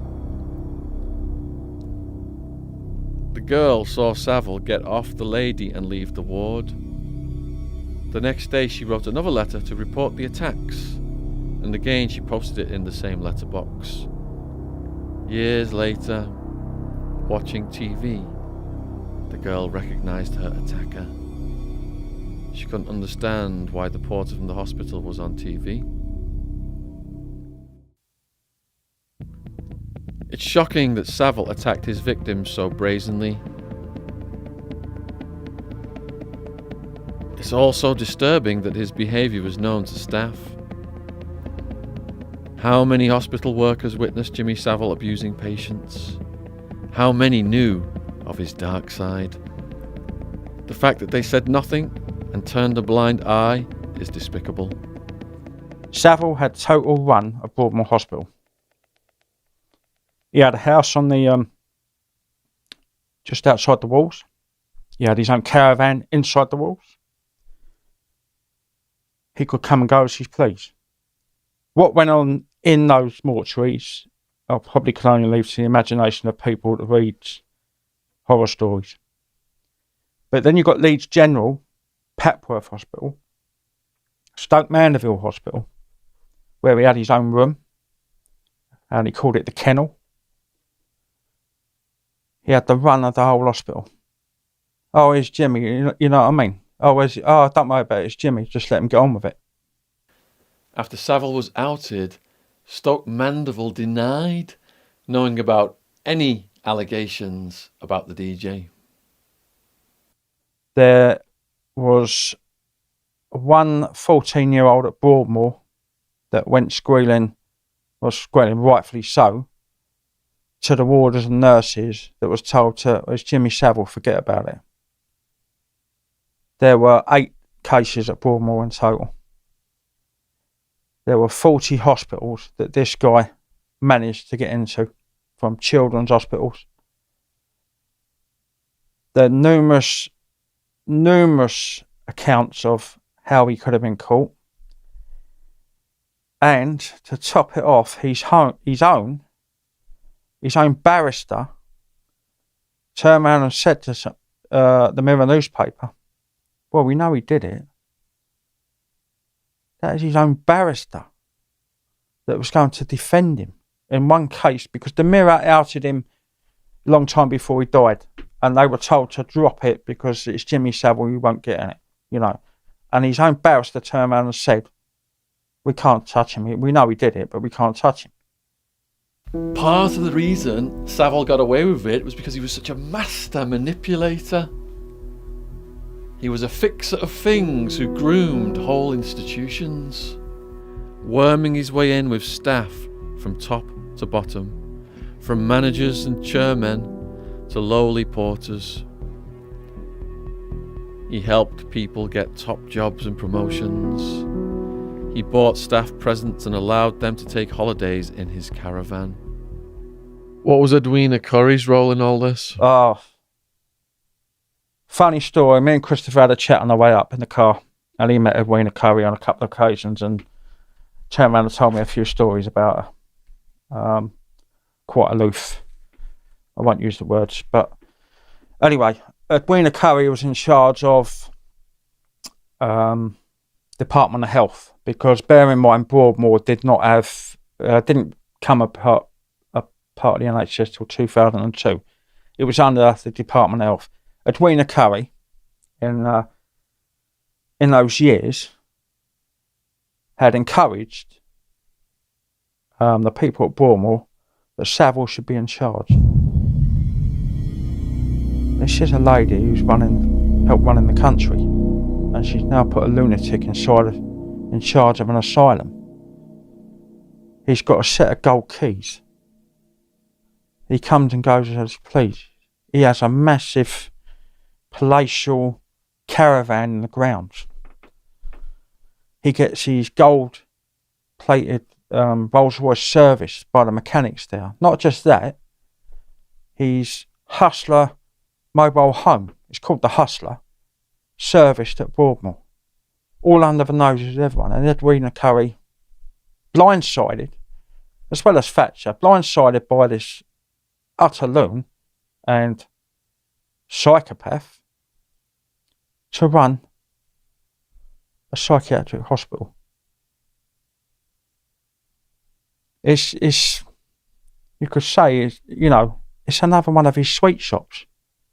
Because that's the impression I get. Savile only used these as sweet shops, and you've got to remember, he'll hop from Broadmoor, then he'll pop up to Petworth, then he'll go over to Stoke Mandeville, then he'll go down to Bristol, he'll pop up to Liverpool or Manchester. There's 40 hospitals that this man had been known to tour around and have his way. Savile got his way no matter what. Nobody dare stand in his way. He was sometimes called the Godfather. At one time, he was probably the most well-connected man in Britain.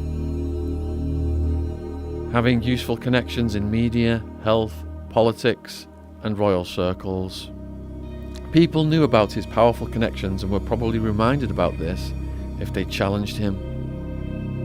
If he could get someone hired to the top job at Broadmoor, how easy would it have been to get someone sacked from a low position? He was on the government task force to restructure Broadmoor. He had the keys to the whole place. He bragged he ran the hospital. He bragged to police officers in 2008 that he owned Stoke Mandeville Hospital. If staff weren't on side with Jimmy, then they were wary of him and would tolerate his behaviour for fear of reprisals. Reports from health institutions in the wake of the scandal accepted that perceptions of his power and influence were a powerful incentive to discourage complaints. Savile raised millions for Stoke Mandeville Hospital in Buckinghamshire, but here too stories are emerging of nurses telling children to pretend to be asleep to avoid his attentions. The trust that runs Stoke Mandeville today said it was shocked by the allegations and was supporting the police investigation. When the reports came in, there were 60 allegations of abuse at Leeds General Infirmary, 11 at Stoke Mandeville and 10 at Broadmoor.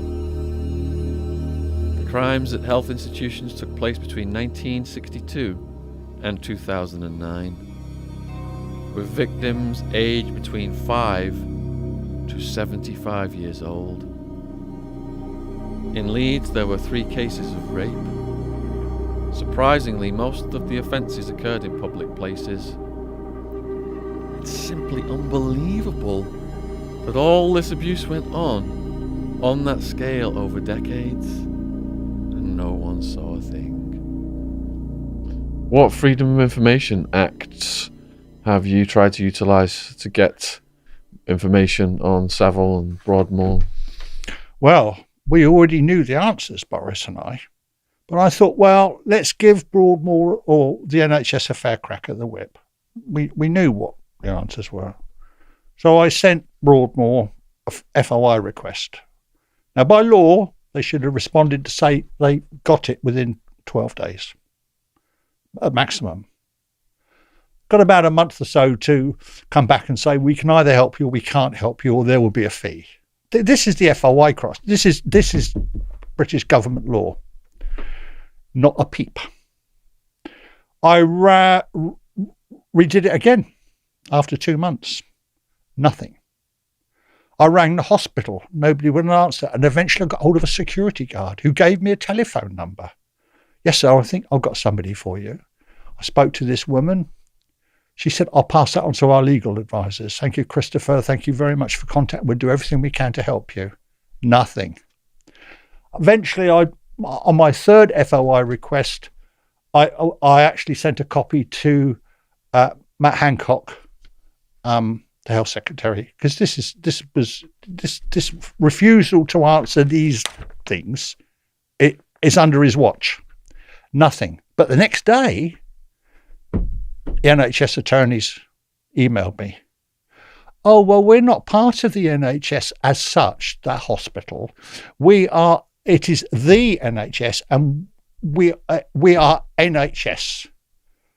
And then I wrote back and said, well, that's legal bullshit, because, are you telling me that Broadmoor Hospital is not a public institution and they're not responsible for the freedom of information? And they come back with another lot of bullshit. And we already knew the answers. So you see the cover-up, constantly covering up. How many nurses had told their managers about Savile's behaviour and were told to shut up?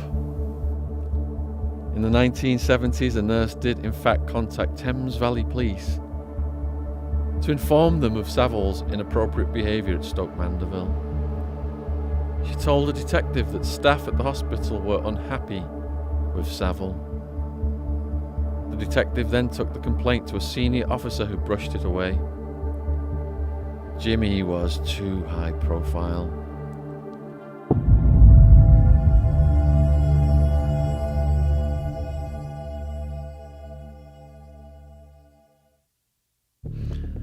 One victim who had been assaulted recalled trying to tell a group of nurses about being molested by Savile just moments after the attack took place.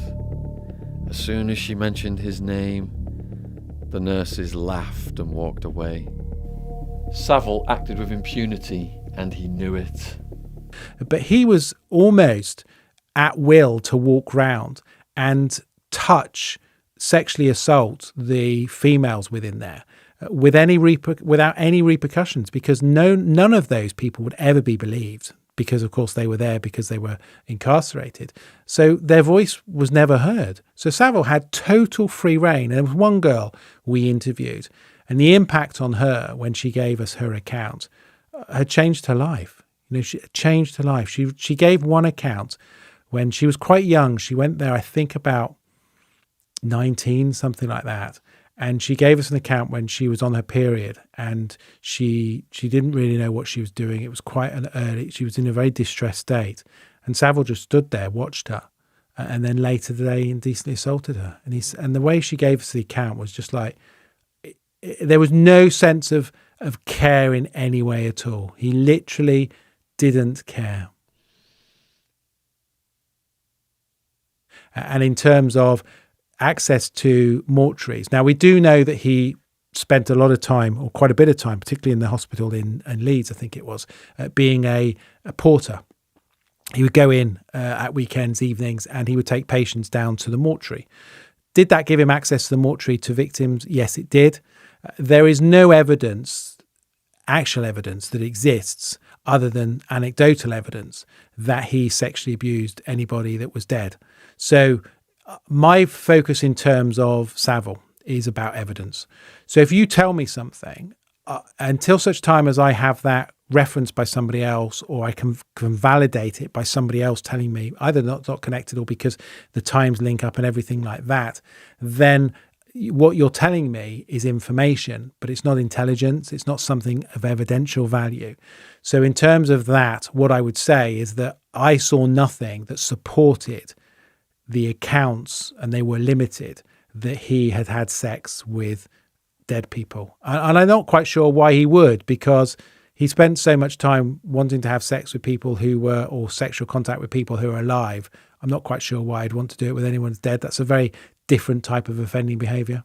How rare are necrophiliacs, and what would have shaped Savile into that kind of behaviour? Would he be born with something wrong with his brain, or would it have been factors that happened throughout his life? I think Boris summed it all up in a very matter-of-fact sort of way. He's not a professor. He's a Londoner, and he said it as it is. And with necrophilia, basically, especially a paedophile, he's got a young child or a woman, a young woman or a man in case of Dharma, is helpless. It's completely and now we've got to remember that Savile was a control freak. He was an extreme narcissist. He was a control freak. He's a sexual predator. And so if he thought a young girl's laying on a mortuary slab or was a woman on a mortuary slab, it's like, again, as Boris said, a sweet shop.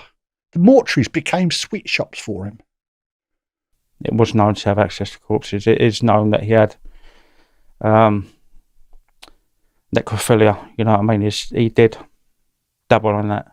So the allegations of the necrophilia going back to the Leeds General Hospital period? Yeah. Yeah, it's not just Leeds. There are many other hospitals at a later date, but Leeds General seems to be the one. Him and Franey had a very good partnership, which will come to light later on. But Franey is another influence in his life. What do you think made him have this fetish for corpses? I'm no expert. Yeah. I could not tell you that. I mean, is it a power trip? You know, somebody's dead, they're on a slab. You know what I mean? I don't know if Christopher could describe it. If, you know, if someone was, I'm here, you're not, I'm going to take, you know what I mean? I can't understand what made him go through that phase of life. To me, to the day I die, I wouldn't be able to work it out. It's beyond people's comprehension, isn't it? Because it's so bizarre. Now, I've interviewed over 30 of the worst serial killers in the world. The very worst. Cannibals, necrophiliacs, the worst. In prisons around the world. And when we know that Jimmy Savile was going into the mortuaries and hospitals, shutting the door, dimming the lights, pulling a corpse out of a cupboard, laying it on a slab, and having sex with it. You're in the realms of Jeffrey Dahmer, Douglas Clark, the Sunset Slower I've interviewed, who wanted to open up a mortuary and have sex with the dead, with a girl that was at one time dating Kenneth Bianchi, the Hillside Strangler.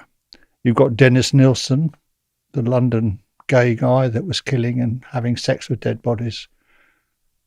If you had a Stephen King horror movie, even he could not imagine this long blonde-haired man gloating, his eyes coming out on stalks, smoking a big fat cigar, sidling into a mortuary and playing with dead children.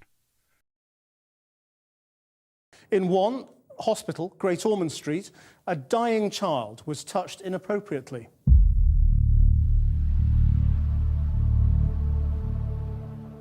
What do you think about Jimmy Savile being given access to Broadmoor? Yeah, it's just insane. Absolutely blows my mind.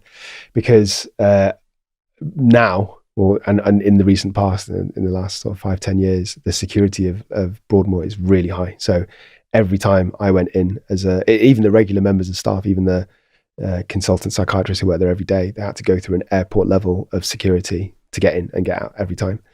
And there's really lengthy background checks. So not too dissimilar to working in a prison. So, you know, once you apply for your job and you get the job, there's another at least 4 or 5 months of them doing security vetting. So that's what happens now for staff to get into Broadmoor. So taking that into context, somebody who's not even a staff member to be given his own keys, he's a celebrity. I just can't understand it, cannot fathom. 14 crimes were recorded across 28 police forces. Offences occurred in 13 hospitals, including a hospice. Here we have a very special, unique unit, patient in bed. And for every figure, a very personal trauma. For every figure, someone asking why. Caroline Moore was molested by Savile at Stoke Mandeville Hospital when she was 13. Why were they missed opportunities? Why was the man not prosecuted? Why did these people not do their job properly? Why, when there were even hints of maybes, that maybe Jimmy Savile was doing this or maybe Jimmy Savile was doing that. Why was this not looked into thoroughly there and then? Clearly, the obvious conclusion is that people must have been aware.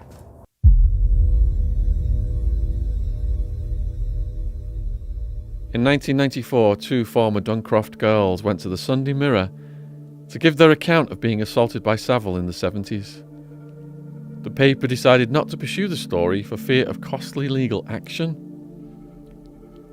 14 years later, former pupils from the approved school gave testimonies that led to the first exposure of Savile's dark side. One former Duncroft girl, speaking in the aftermath of Savile's exposure, explained, "He did it in such a way that he could always cover himself. You knew it was your word against his, and your word would never be believed. He manipulated situations. We were vulnerable and in need of love and attention." So for the people watching that then, Duncroft Schoolgirls was, it was in Surrey, in this county, wasn't it? And what kind of girls ended up there, and what happened to the runaways? The type of girls that ended up there will be the ones that ended up in court with orders, we're taking away from your parents, you're not going to school, you're bunking, you're shoplifting, you're doing whatever. So this was what I would say is the equivalent of a male-approved school. They were placed there for a reason, for education. Jimmy and his brother, John, claimed that girls were sending Jimmy letters, fan letters. This is what seems to be some sort of rules that he used. So he wrote to the headmistress at the time, said to her, "Look, I'm getting letters from girls, would you like me to come and visit?" That was his in. Then he's in the situation of, he's got a sweet shop to play in. This is, I'll put it bluntly, this is what, it is to Jimmy. It's a sweet shop, I've got all this to play with. It wasn't until later, around about 2011, that 2 of them actually come forward and claimed that he raped them. His brother did as well. So there was about 7 or 8 cases. But at the time it was brushed under the carpet, because you bear in mind you've got someone at an approved school that's gone out and committed theft. Then you've got Jimmy, who's a public figure, spins records for a living, is on telly. Who are you going to believe? Are you going to believe someone is in the wrong? Or are you going to believe Jimmy, who's buttered up to be some kind of demigod? In the 1970s, Savile was a regular visitor to Haute de la Garenne in Jersey. 6 weeks ago, police in Jersey started the grimmest of work, digging up the cellars in a children's home. It was in response to accounts by former residents that they'd been locked up, mistreated and abused there. Jersey's police admit victims of sexual abuse at this former children's home have been trying to get authorities to listen to them for years. The lead investigator, Lenny Harper, says the evidence of their suffering is beyond doubt.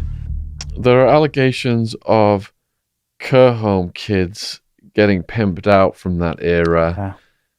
Do you have any information about Savile being a participant in that? Savile was what I would call the kingpin. He was the person that would be sitting at the top, and A wanted a boy, so let's go to Savile. He can supply a boy of whatever age or a girl of whatever age. And it was known, and it is known, that Savile pimped out youngsters. I mean, what you've got to take into account as well is if you're a young lad or a young girl and you see Jimmy Savile, oh, he's famous, here's my route to fame. Okay, they could promise you the world and all the rest of it, and all of a sudden they're around the back butt raping you, you know what I mean? Yeah, he was prolific. So David Icke, many years ago, said that Savile got away with his crimes and had access to such powerful people and royal people because he was a procurer. So that ties into exactly what you just said. You think that David Icke was correct in that? Yeah, I think David. I mean, I'll be honest. I'm saying I'm not a lover of David Like, some things he says are right, some things I pretend to disagree with, but this time he's spot on. Was Savile a unique case, or were there many sexual predators targeting the care homes back then? Oh, there was a whole host of people who, I mean, I think there's several hundred predators have been actually jailed, and God knows how many others there were. So, I mean, it was widespread. There are some links between some of them, but as I suggest, I don't think it's all about paedophile rings. I think it's more about kind of individuals targeting these homes and then maybe linking up sometimes with each other. It was difficult to find institutions that hadn't had some sort of record of abuse. You know, that the more you found, the more there were cases that would come. I mean, certainly the police investigations that I list in my book, resulted in lots and lots of prosecutions, and lots of those were successful. Of course, sometimes you just couldn't get the prosecutions to be successful. You didn't have enough evidence or whatever, but they did prosecute a lot of people. So in the 1970s, if a child reported abuse, could you give us a step-by-step account of what would happen next? Well, the problem with that is who would they report it to, and who would be likely to believe them. And I do think that it would have been very difficult for a 14-year-old child in a children's home to walk into a police station and say that, so-and-so has abused me. I just think that they would have said, yes, laddie, that's all very well, but it's your word against his, and, be a good lad and go back home, I think it's interesting that almost whatever institution you name, this sort of stuff went on, whether it's sports, whether it's, various other leisure, scouts or whatever, whether it's children's homes, whether it's kind of schools, boarding schools, all these institutions kind of have had, we could spend all day talking about stories from all those institutions.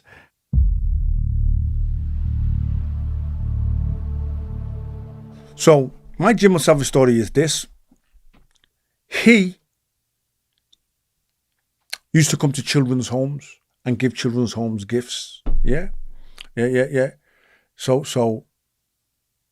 it's 1965. Yeah. My mum's had a breakdown. We've gone into care. We've ended up at that. I didn't remember that. I only remember when I got the subject access report, that it turned out to be Woolton Vale Children's Child Assessment Centre. In 1980, in the 80s, it was closed down as part of Operation Care. Operation Care was a police operation. There was 29 arrests. About 13 people went to prison for physical and sexual abuse on children.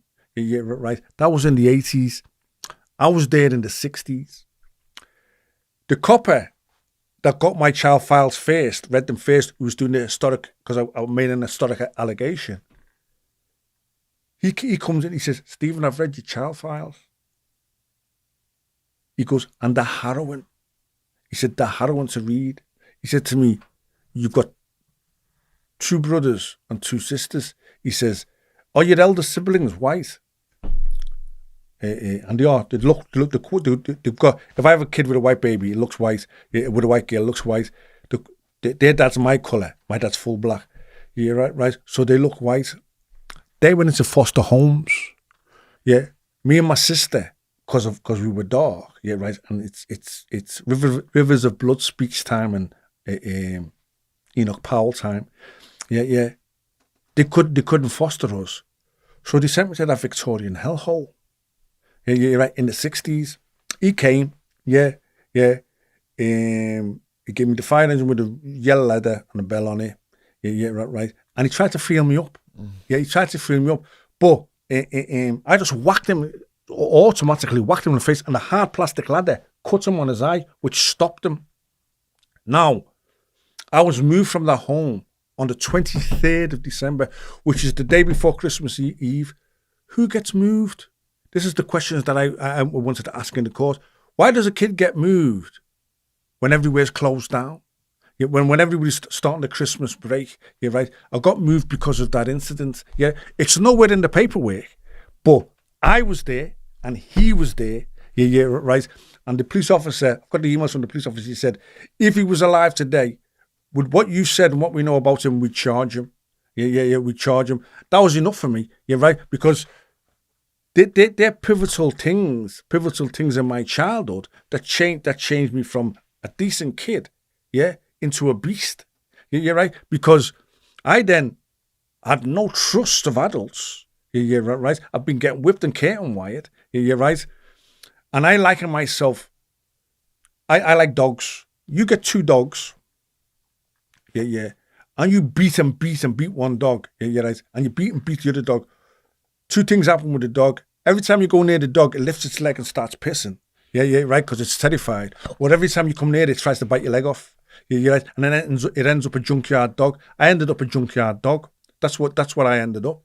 So I know what's happened to me. I know why I am the way I am. I know exactly what was done to me and why I am the way I am. It was only a bit later than after Jim Will Fix It. In fact, and when I was a journalist on the Independent newspaper and stuff, that I did kind of hear rumours. We all heard rumours.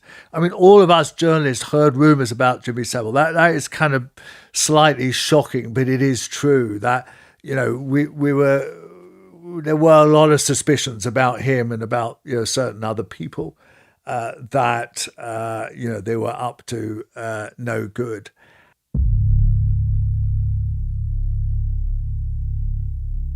Jimmy Savile went to Beecham in 1972, and I remember being in the dormitories and looking out and seeing these sunshine coaches that are linked to Jimmy Savile. Now, the only way I can explain to you about Beecham, to me, Beecham was like a sweet shop to a paedophile.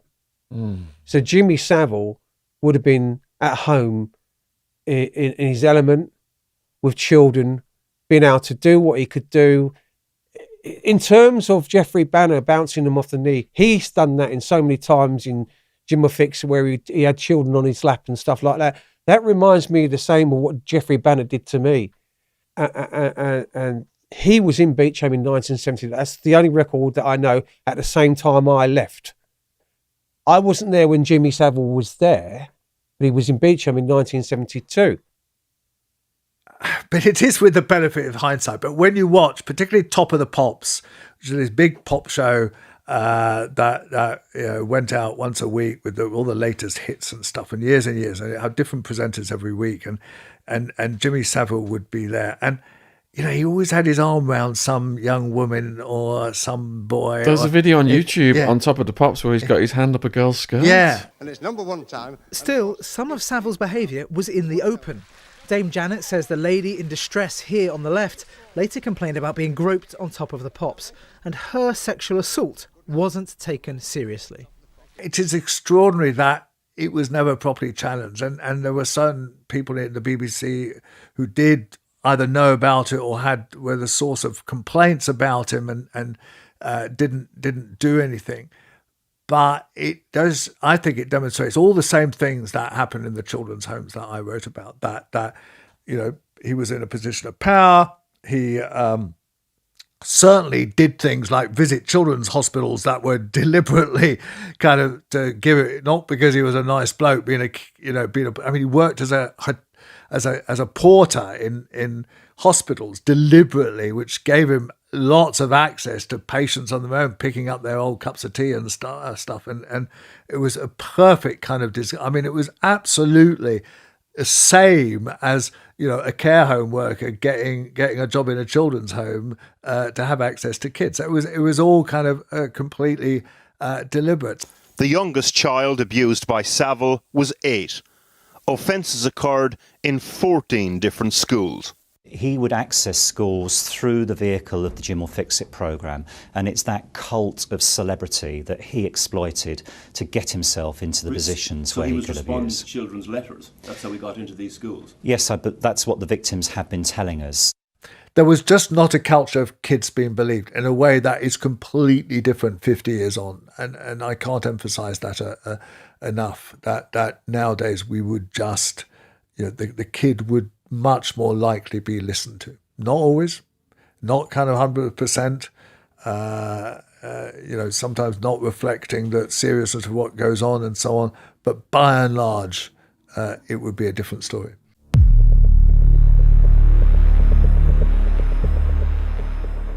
In 1963, two boys aged 11 and 14 appeared in Salford Juvenile Court. They pled guilty to stealing a watch from Savile's flat. The 11-year-old was fined and the older boy was given 2 years probation.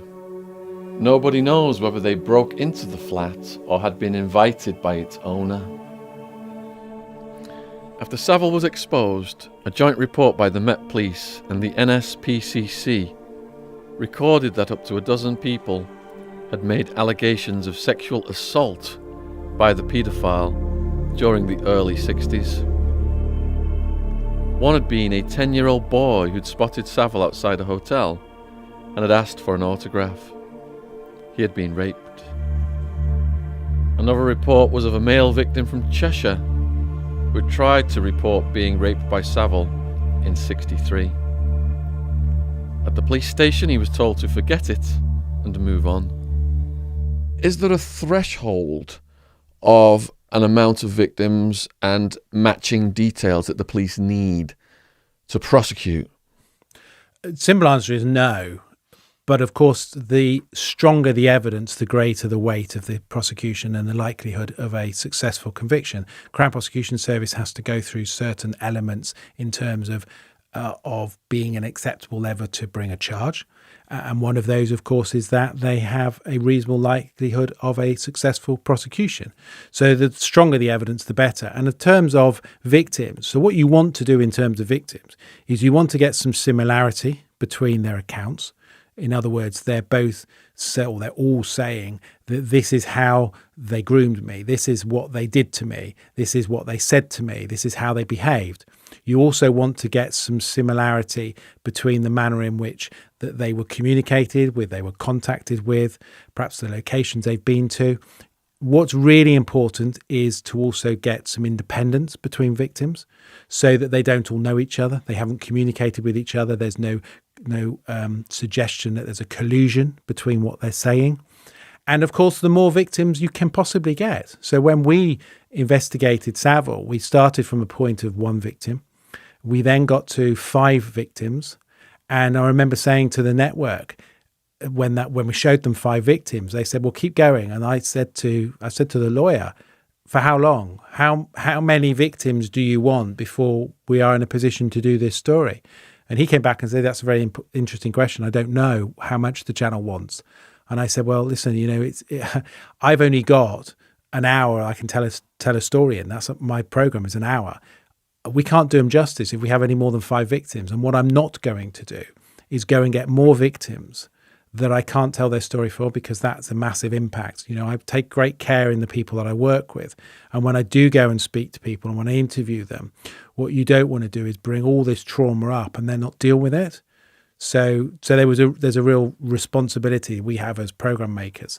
And so when we got those 5 victims, I remember there was a concern whether they thought that was enough, but they didn't come back and said, actually, do you know what? That is enough. And the similarities between the manner of the offending behaviour, the similarities between the way that he conducted himself with them and the types of offences were so common. There was a common thread through his offending behaviour that it could only be him as being responsible. Savile clearly cultivated close relationships with cops throughout his life. From his days as a DJ in Manchester and London, right through to his Friday morning club socials, which continued until his death. Did the officers in Manchester in the early days enjoy the company of his groupies? wasn't uncommon for the police to be entertained by Savile at his flat in Salford. If he plied them with teenagers, what would they do for him in return? So in total, you have so after our programme, we had 450 people came forward to make allegations, and that resulted in 214 crimes recorded. And those crimes are, in other words, people who have come forward and said, we were raped, we were touched by him. So that resulted in 214 separate crimes. And what they established is that that was between a period of 1955 and 2009. So that's a shocking period of time. And they established that there were 7 separate occasions or 7 separate victims where the police had information which could have resulted potentially in an investigation. And I'll take you through them. So the first one is 1964. So there is a piece of intelligence that sits in the Metropolitan Police files where Duncroft girls were going to a flat in the Metropolitan Police area, and they were associating with a convicted sex offender. And Savile was connected at that address, right? So as a result of that, that intelligence went into the police system in 1964, but nothing happened with it. So if you take it in its simplistic form, the very first time that people knew that Jimmy Savile was connected to the sexual abuse of children was 1964. And then there was an anonymous letter in 1995. Now, this anonymous letter is absolutely crucial. And it's worth reading the anonymous letter if you haven't already done it. It sits in with the HMIC report. That letter was written by an anonymous person who clearly knew both Savile and one of his victims. And what that person said is that this individual is incredibly powerful. He will attack anybody who has a go at him. He has the influence and the power of politicians and the royalty behind him.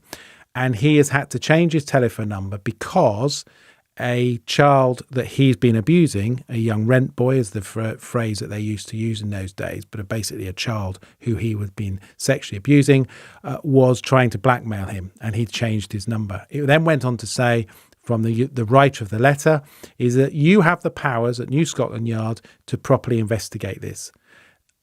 I've done my bit. I've told you about what I know, and it was quite detailed in the letter. It's now up to you. That letter, the police did nothing with. There was clearly information in that letter which could have been followed up, none more so than simply establishing whether or not there was criminal offences against Savile in terms of allegations being made. But nothing was done about that. That letter simply went nowhere.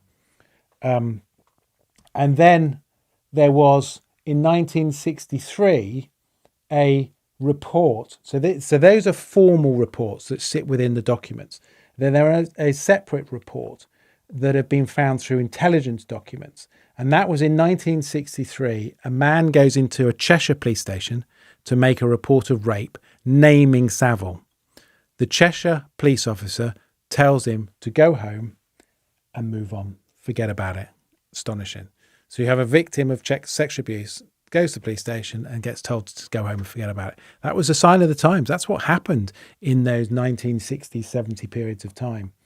Again, in 1963, a man and a woman who'd been to one of the productions of, I think it Top of the Pops or something, he goes to the police station at Vine Street Police Station in the Metropolitan Police area and says, my girlfriend was sexually abused by Savile whilst at the studio. And the police officer says, do you know how serious it is to make allegations like that? You could get yourself arrested. Go away. He leaves. And then 1980, there's a victim that comes forward to the Metropolitan Police who says that she was sexually abused by Savile in his camper van. Now, none of that goes anywhere. So you've got 3 separate allegations, 2 in 63, 1 in 80. You've got a letter in 1995. You've got the intelligence report in 1964. So this is all pre-1990. It's up to 1980. But then the most significant things happen in 2000. So in 2003, another person makes an allegation that she was sexually abused at Top of the Pops. Nothing happened in relation to that. And then the two significant ones, which is in 2007 and 2008. So in 2007, 3 victims come forward to Surrey Police and say they were sexually abused by Savile. And then in 2008, a single victim comes forward and said they were abused by Savile. That led to the investigation that, of course, we all know about now. But what it does very clearly tell you is that prior to our story in 2012, which obviously broke it, the police were fully aware of Savile's offending behaviour, albeit in silos. So not all that information had been shared across different police forces. But had they have made the necessary inquiries, they could have done it. And what it does highlight, and the reports are critical, what it does highlight is the incompetence of the 2007 Surrey Police investigation, which was totally incompetent. In the aftermath of the Savile scandal, hundreds of victims came forward to tell their story. Quite a few stated they had gone to the police to report assaults, but no action was ever taken. 2 women claimed to have made complaints about Savile to police in London and Merseyside. In both cases, no further action had been taken. We will never know if the women were exaggerating their claims or if the police neglected to pursue an investigation into Savile. What about the allegations that the police who attended his lunches, Jimmy Savile had access to so many teenage girls who were kind of groupie category back then, that he was supplying these girls to the cops who were attending his lunches?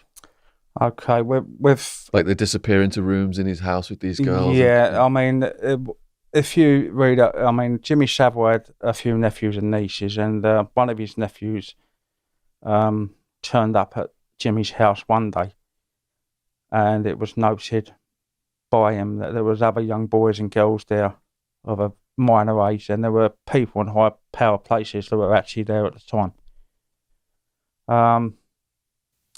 He managed somehow to be ushered out, and he has said on camera that he knew back in the 50s and 60s that he was a sexual predator. He was grooming young girls and boys far back then. With the police, it's the same as the excuse me, the woman who was in the 80s who had the whorehouse. In America? No, it was over here. There's a film about a personal services, was the name of the film. And she had the police and everyone in their backhand because the police were at it as well. So you don't know if there were officers there that were at it. Obviously, because he was supplying. Money talks. Jimmy's big. There's power. We can gain access to anything we want. It could be drugs. It just snowballs. It snowballs.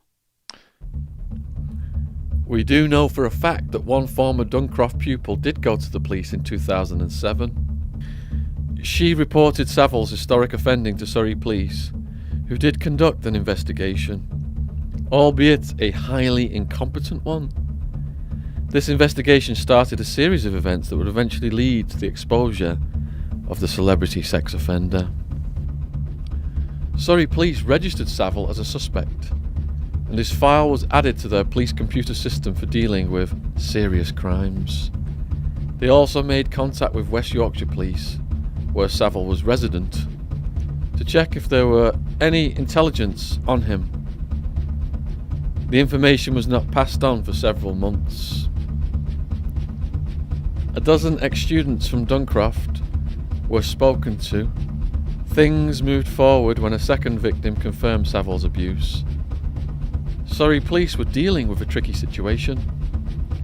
They knew he had expensive lawyers. They knew the backlash that would engulf them if things went wrong.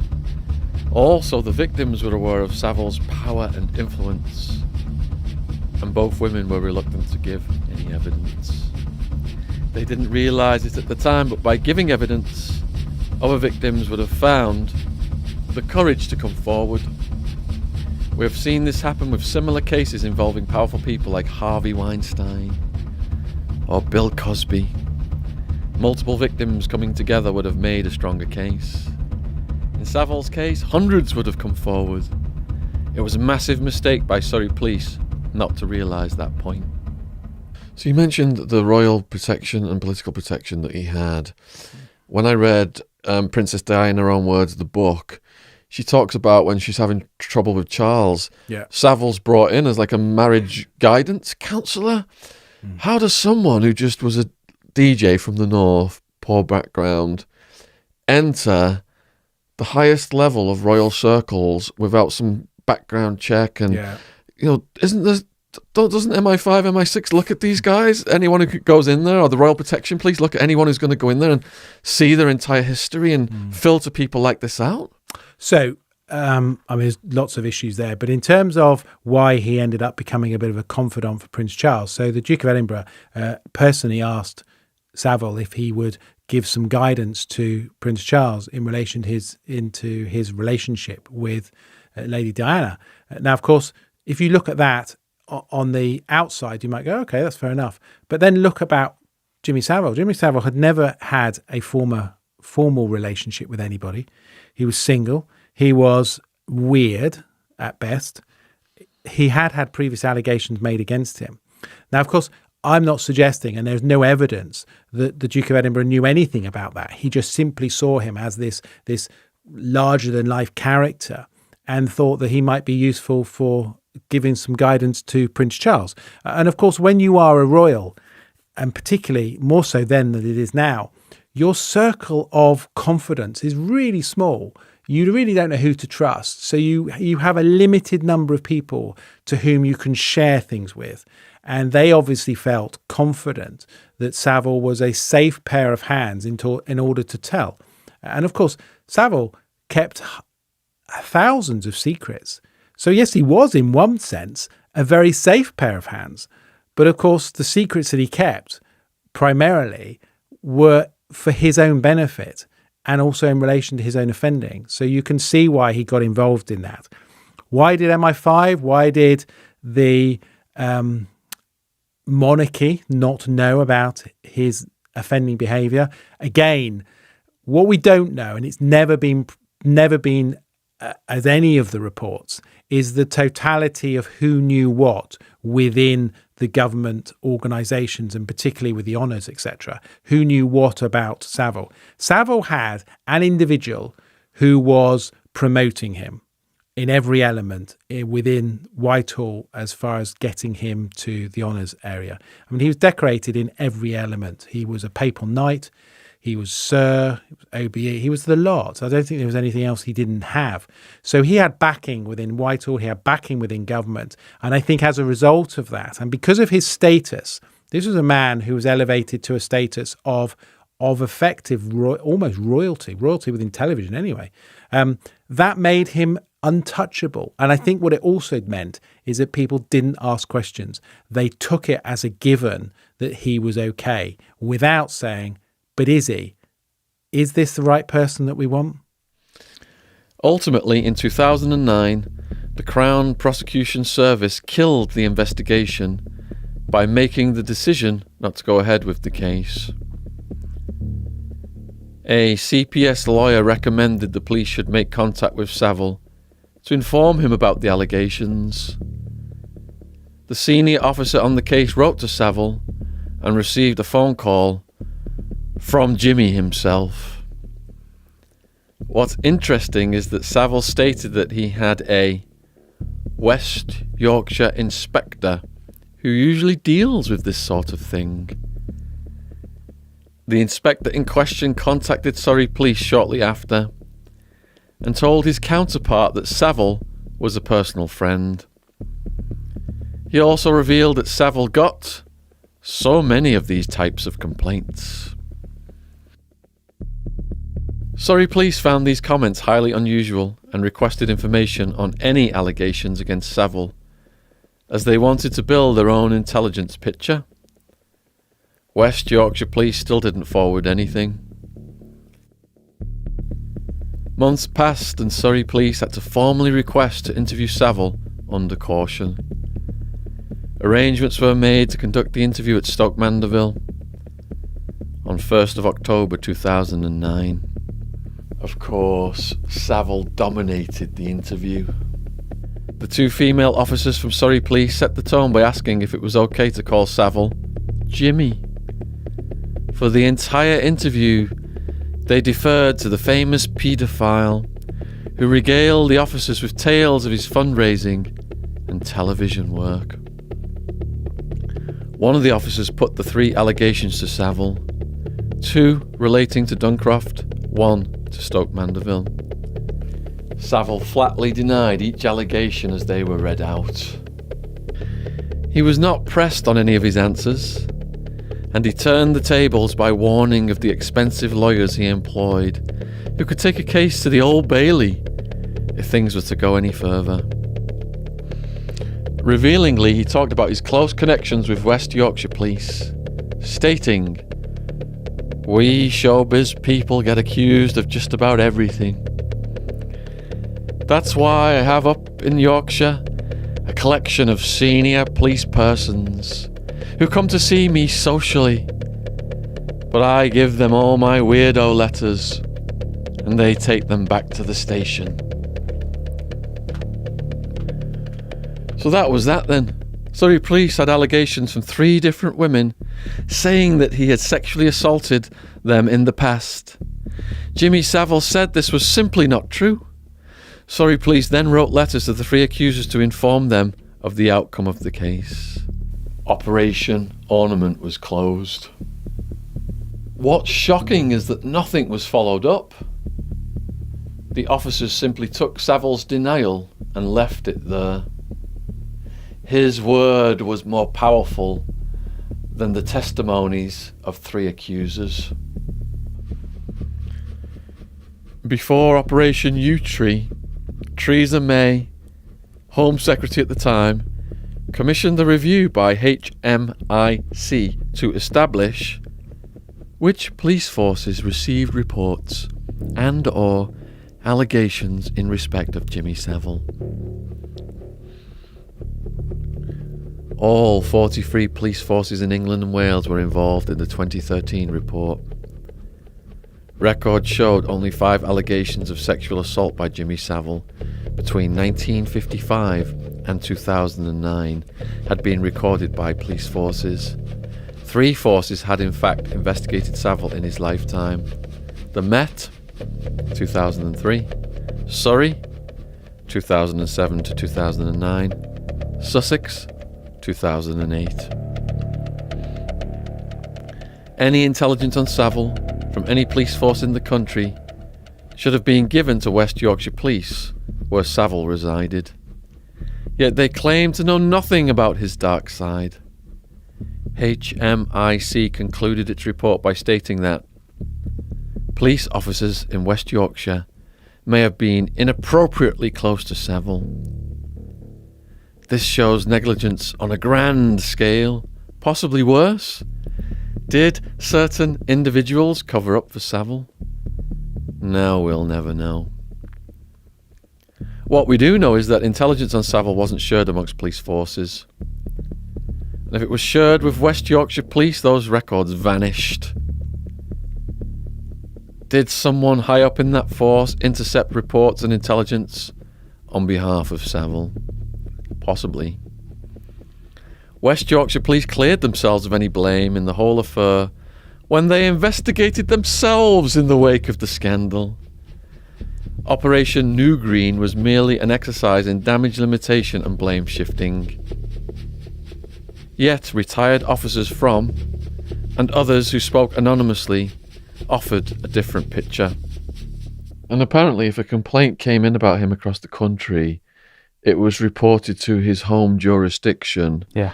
And there was one cop in charge of receiving those incoming complaints. And that was a cop that attended his weekly lunches. Yeah. Yeah, you could not make this up. I mean, Jimmy, from the start, he had everyone eating out of his hand. He was literally, I probably guarantee you, Shaun, that if he was sitting in front of you, you could be taken in by him.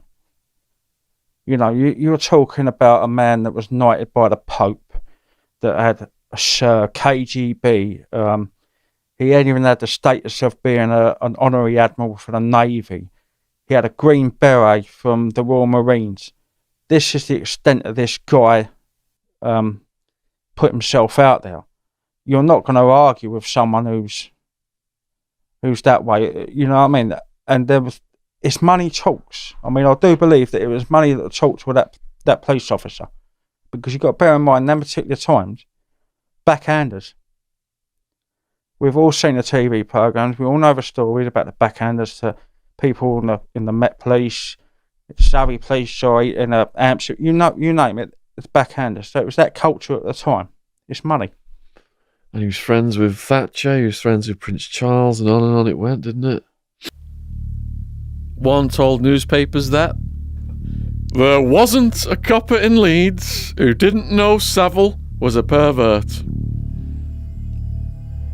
There was talk of an investigation into Savile in the 80s. No records were kept. Again, we'll never know the truth. What role did his weekly luncheon for the police play in him being able to get away with more and more things? Power. I mean, with the police, you have got a situation where they are got to be 100% that they are going to get a conviction with this guy. Whether it's the CPS or the police, they've got to be 100%, because if it goes to court and he's found not guilty, the people that's brought the charges are going to look stupid. Their careers are going to go down the pan. But this guy's got power and money. He's a money-making machine. He's Jimmy Savile. He is the person you hear on the radio. It can't be Jimmy. He's too innocent. You know what I mean? It's the same as Rolf Harris. It couldn't be him. He's too innocent. He pulled the wool over the police's eyes. He pulled the wool over politicians' eyes. Big time. I mean, you're talking from 1950 to 1950, say, to 1998. Jimmy Savile was a sexual predator. A letter dated 13th of July 1998 was sent to the Vice Squad at Scotland Yard. It read, "I supply here information which, if looked into by one of your officers, will yield a secret life not unlike that of," name redacted. "I cannot give you my name as I am too closely involved and do not wish to be in the limelight." The letter described Savile's homosexuality and spoke of him being involved with a rent boy who had been given Savile's number in Leeds. The telephone number had been changed after Savile had received threatening calls from the rent boy, who was going to the press and exposing his paedophilia if he did not give him more money. The letter continued, "He thinks he is untouchable because of the people he mixes with." It concluded, "When Jimmy Savile falls, and sooner or later he will, a lot of well-known personalities and past politicians will fall with him." The letter was forwarded to the Met's Organised Crime Paedophile Unit as well as West Yorkshire Police, who of course later lost it. Nothing was followed up. How easy would it have been to actually check if Savile had in fact changed his telephone number? Isn't blackmail worth investigating? Wasn't it worth digging deeper to find out if in fact Savile was a practicing paedophile?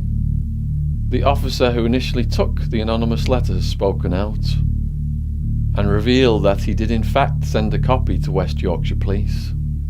He also revealed that it was common knowledge among his colleagues that Jimmy Savile was a paedophile. He believed that one of his colleagues had been investigating Savile in 1989. The Jimmy Savile case is unique in so many ways. He was an odd and highly complex character whom the masses loved. He was part of our culture, synonymous with Radio 1, Top of the Pops, and Jim'll Fix It, which I grew up on. We celebrated his celebrity. We repeated his catchphrases like now then, now then. We laughed when comedians did impressions of him. From humble beginnings, he reached the highest levels of society. He was brought in as a marriage guidance counsellor when Prince Charles and Diana were having trouble. It's one thing to assume that he conned Prince Charles into helping him and Princess Di into helping him, and on it goes.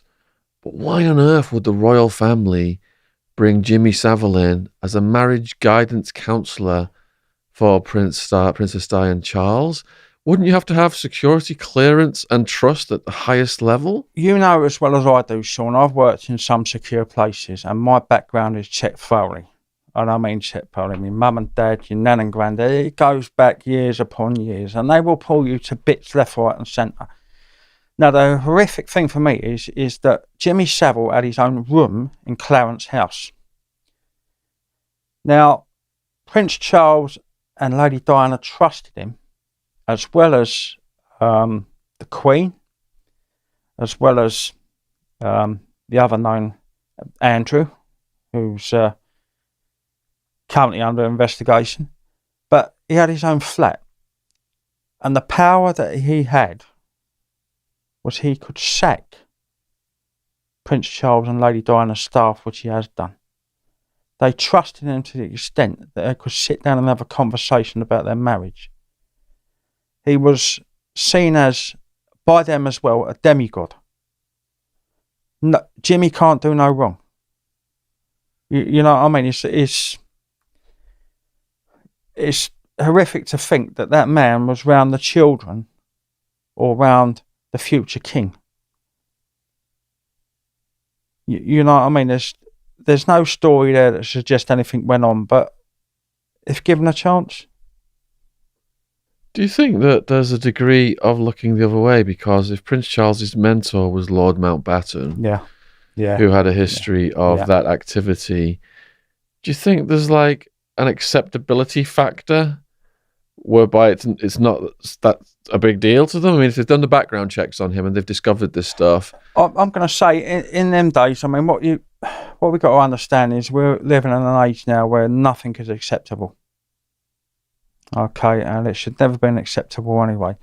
But you're going back to a time in the 70s when, you know, somebody on top of the pops will touch somebody's leg or backside or whatever. Have you seen the clip of Savile doing that? I've seen it many a times. You see him on Jim'll Fix It when he's got his arms around the girls and you can see where the hands are going. But you're talking about the 70s, 60s, when women were treated slightly different to what they are now. They wasn't expected, you know, they were expected to keep quiet. Not just Savile, you're talking about, as you rightly say, Lord Mountbatten. There's history in a royal family of certain things going on. You could go back to Jack the Ripper.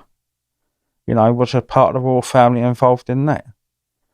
There's a lot of secrets there hidden that we'll never know about. Thatcher, you know, they all, whether Prince Charles knew what was going on, I don't know. I can't answer that, and I can't answer whether Princess Diana knew. You know what I mean? They just see a mask, and what was hidden behind the mask was quite horrific. Do you think that the royals should have done more, exercise more scrutiny of his background rather than allow him to access the highest level of their circles? I can tell you this, that if you try to get into a Category A prison today, you will have the most stringent security checks done, and then you still might not get in. Right?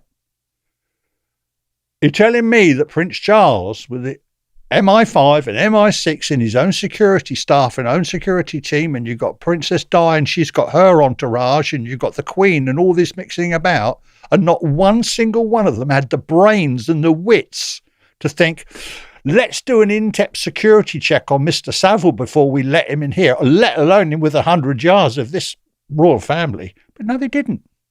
And that comes back to Mountbatten, and it's almost as if it's like, oh, well, don't worry about it. That's the big question for British society. How did he get away with it? 6 decades of abuse, and there are numerous examples from across the country and indeed within his own family of where children spoke out, tried to tell people in authority about what happened. But I think we were all taken in. You could say he groomed a nation.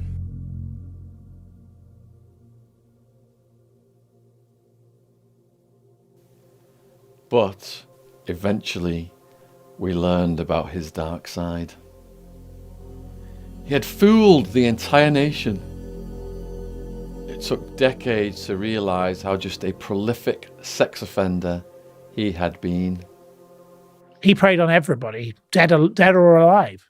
What do you mean by that? Well, he liked visiting the morgue. Is that he been verified? It's been reported on many occasions. He loved visiting the morgue. And what would he do in the morgue? Terrible things, supposedly, but he did terrible things to there were victims who complained who'd been suffering in hospitals who'd got cancer. He'd abused them. He didn't care, young, old, man, woman, boy, girl.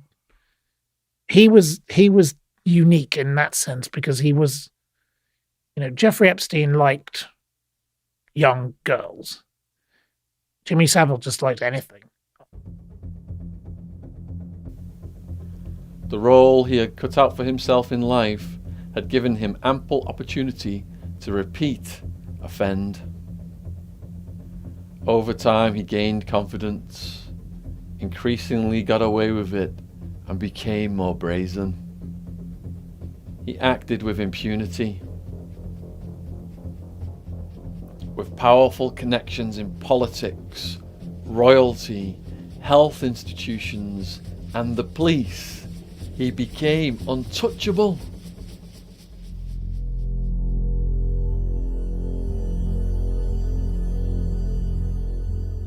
So I think the biggest problem about Savile is that we know about Savile's offending. We know about that very well. We know about his impact on society.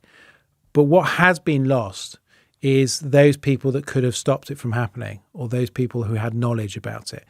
So out of those 44 reviews, not a single person has been held to account. Everybody has managed to evade any level of real responsibility. And I don't think that's right. And I'm not about blaming people.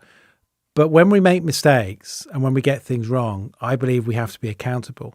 And particularly when we're in positions of responsibility. So if you are a police officer and your job is to investigate a crime, if you fail to do that properly, then you need to be held to account for that. So when Savile was interviewed in 2007 by Surrey Police, he was interviewed at Stoke Mandeville Hospital, where he had a bed, not his house, at his Stoke Mandeville Hospital. He did that interview on his terms, when he wanted it, where he wanted it. Surrey Police did not advise Stoke Mandeville Hospital of allegations, 3 separate sexual abuse allegations against him. He was working at the hospital, he had an access hospital, and he had access to vulnerable people, young children at Stoke Mandeville, yet he's being investigated for indeed sexual assaults on 3 people, and they didn't bother telling Stoke Mandeville. Total failure. They didn't tell Thames Valley Police of whose force area it was, didn't tell them that. And the interview itself provided vital information that, had the police officers bothered to follow up on, would have shown Savile to be lying. But they just simply took what he told them as being true, dismissed everything else, the allegations against him, and did no investigations. So that, and he led the interview. And in a way, I don't have a problem with him leading the interview per se, because I quite like that sometimes, because I like to give the interviewer, the person being interviewed, the feeling that they're very comfortable and lull them into a false sense of feeling that they can say what they want. Because by and large, when people feel really comfortable, they talk. Rather than feeling under pressure. So my interviewing techniques for the very first interview was always to allow you to talk. You know, if it was the other way around, I'd literally be probing you on lots of things, but I'd be letting you talk loads if I was after stuff from you. And so that's fine. I don't mind them doing that. But there would have been a second interview where I'd have come back to you and said, well, what about this? What about this? They followed up on none of that. But those officers nothing happened to them, you know. So, and that's not just that. The BBC. I mean, the Dame Janet Smith did the review for BBC. I mean, I am responsible for exposing Jimmy Savile. I have more knowledge about Jimmy Savile than probably anybody else. Perhaps not so much now because lots of other people have done work around it, but certainly at the time, they launched this review, and I see a piece in the BBC News basically saying we're looking for anybody that has information about Jimmy Savile. And I wait and think, oh, well, someone will contact me from the inquiry. Nobody did. So I wrote to Dame Janet Smith's team and said, do you not want to interview me? And they came back and said, well, we don't know if you've got anything relevant to tell us. And I went, well, that's up to you to decide, isn't it? I said, but you won't know unless you ask me. Anyway, so they did ask me to go along. So I went along. Sat there with Dame Janet Smith with her lawyers. I didn't like the female lawyer. She was very arrogant.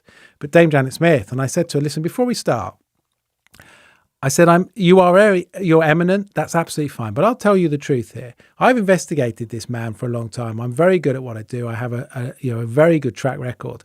To sit there and say to me, you don't know what I've got, you don't think I've got anything to say, without even asking me what it is your first failing. And secondly, why would you not go to the person that starts all this off?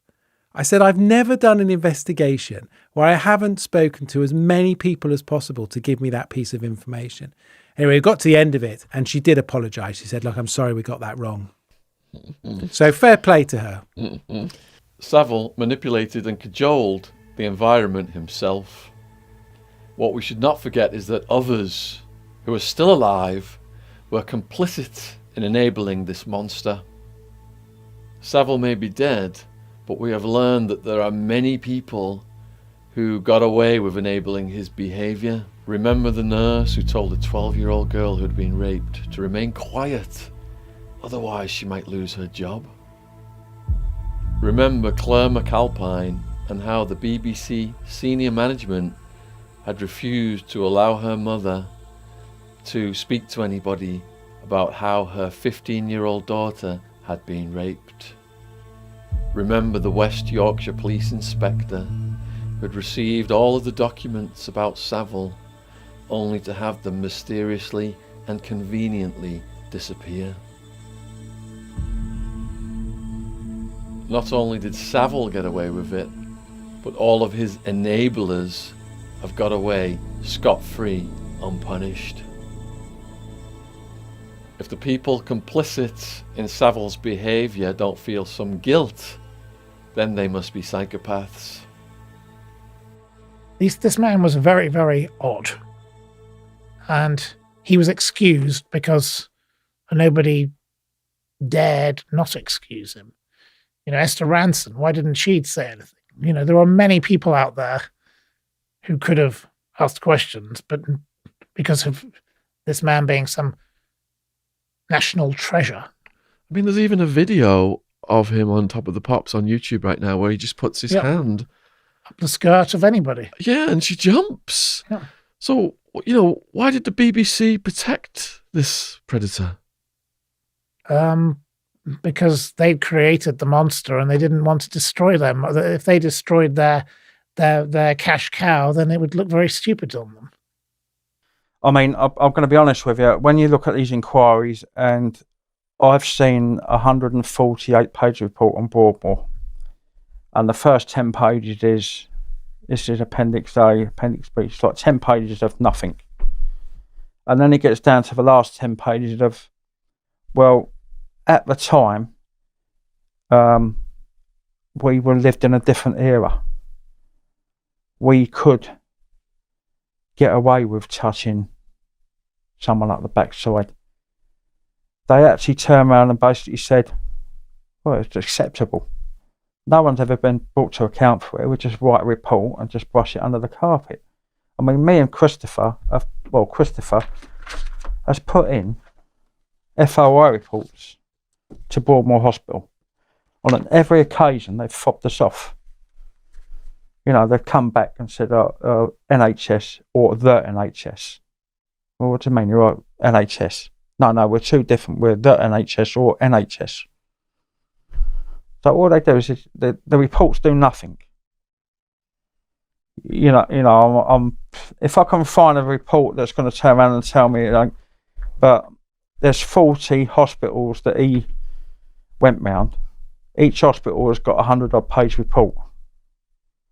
The BBC, funded by the likes of me, you, and you, have just, we'll just do a report, keep them sweet, and hide it, because that's how they do.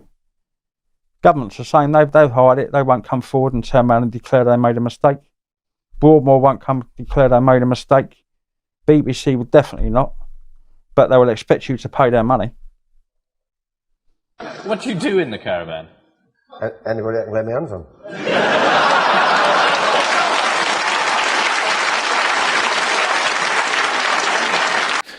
Now it's much more transparent because of social media. I think the world has changed because, frankly, information spreads quicker. So back then, he could just go, well, talk to my friend Prince Charles, or he could have gone, well, talk to my friend Edwina Currie, or talk to my friend Margaret Thatcher, or he could have talk to my friend the policeman. And that's how he was able.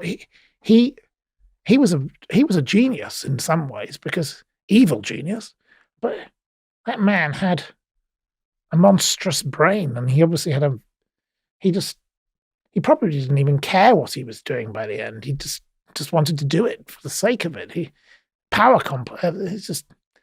was a thoroughly evil man who was enabled by people just looking the other way.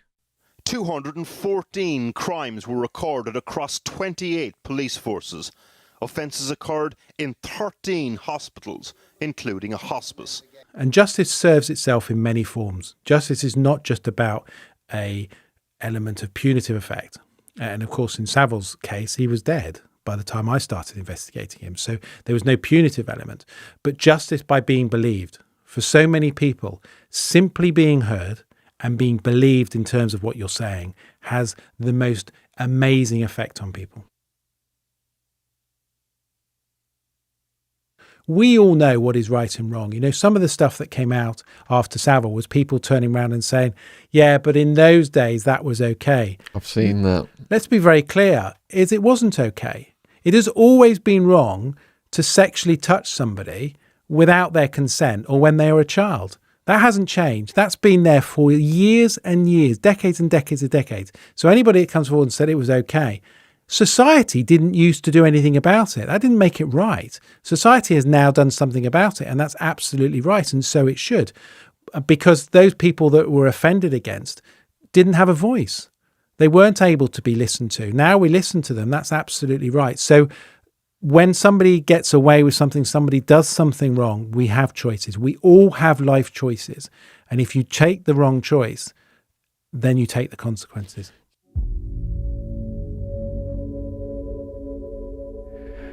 And I think that the problem with Savile was everyone was terrified of him because he used to threaten to sue people, and they were all the signs looked like they were there, didn't they? I mean, that Louis Theroux interview where he almost had him on the rails, you know,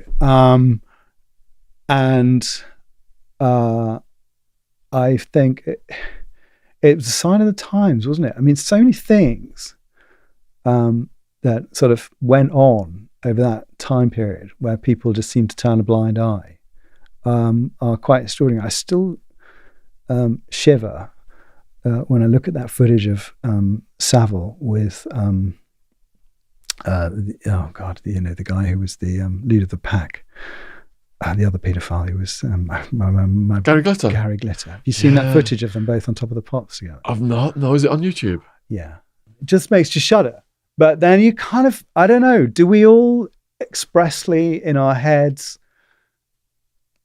will not want to believe that that kind of thing goes on? You know, it's there's part of human nature that, I mean, I met Jimmy Savile. You met him? I met him, yeah. What was that like? Well, you know, he's like big into running, and he used to, and I had a disabled brother, and I was pushing my brother around the Serpentine with my granny, and we were doing a sponsored run, and up comes Jimmy Savile, and I guess I would have been quite young, and seemed perfectly nice, and I think he was the best guy, and he was, Jimmy Savile fixes it for everybody. And he seemed like this great guy, and I was just left with this great impression. And I'm sure that most people, if you weren't being abused by Jimmy Savile, had that impression of him. But it really took Mark Williams Thomas to basically forensically go through the cases and find a pattern of behavior. And it just goes to show, because how many victims he had. And it took a documentary to find, it was only like 5 victims that he produced to start with, who the patterns of behavior were so similar that eventually, but even then, it was only after he died. And I just wonder if he was still alive, you know, whether that would have yet come out, because it's, you know, the rules and regulations about putting something like that on the telly and saying this guy is effectively, you've got to jump some real hurdles to do that. But when you are a young person and you're forming your understanding of life, because every child is a blank canvas, we learn from our environment. We learn from what's around us. So if we're seeing things that are sexualizing women, if we're seeing things which are showing us that that's acceptable, you know, if you're in an environment at home where there's domestic abuse, it's the norm. Where sexuality is something that's openly discussed or shown or whatever, swearing, all of that lot, it becomes the norm. Drug taking becomes the norm. And this is what ends up happening, of course, is children then follow that path into adulthood. And that early days of offending behaviour, bearing in mind offending now could be anything from 10 to 11 up to the late teens. That is why that bracket of offending behaviour is so huge, because that's still the learning element. Once you get to your 20s and 30s, you start to realise that's wrong.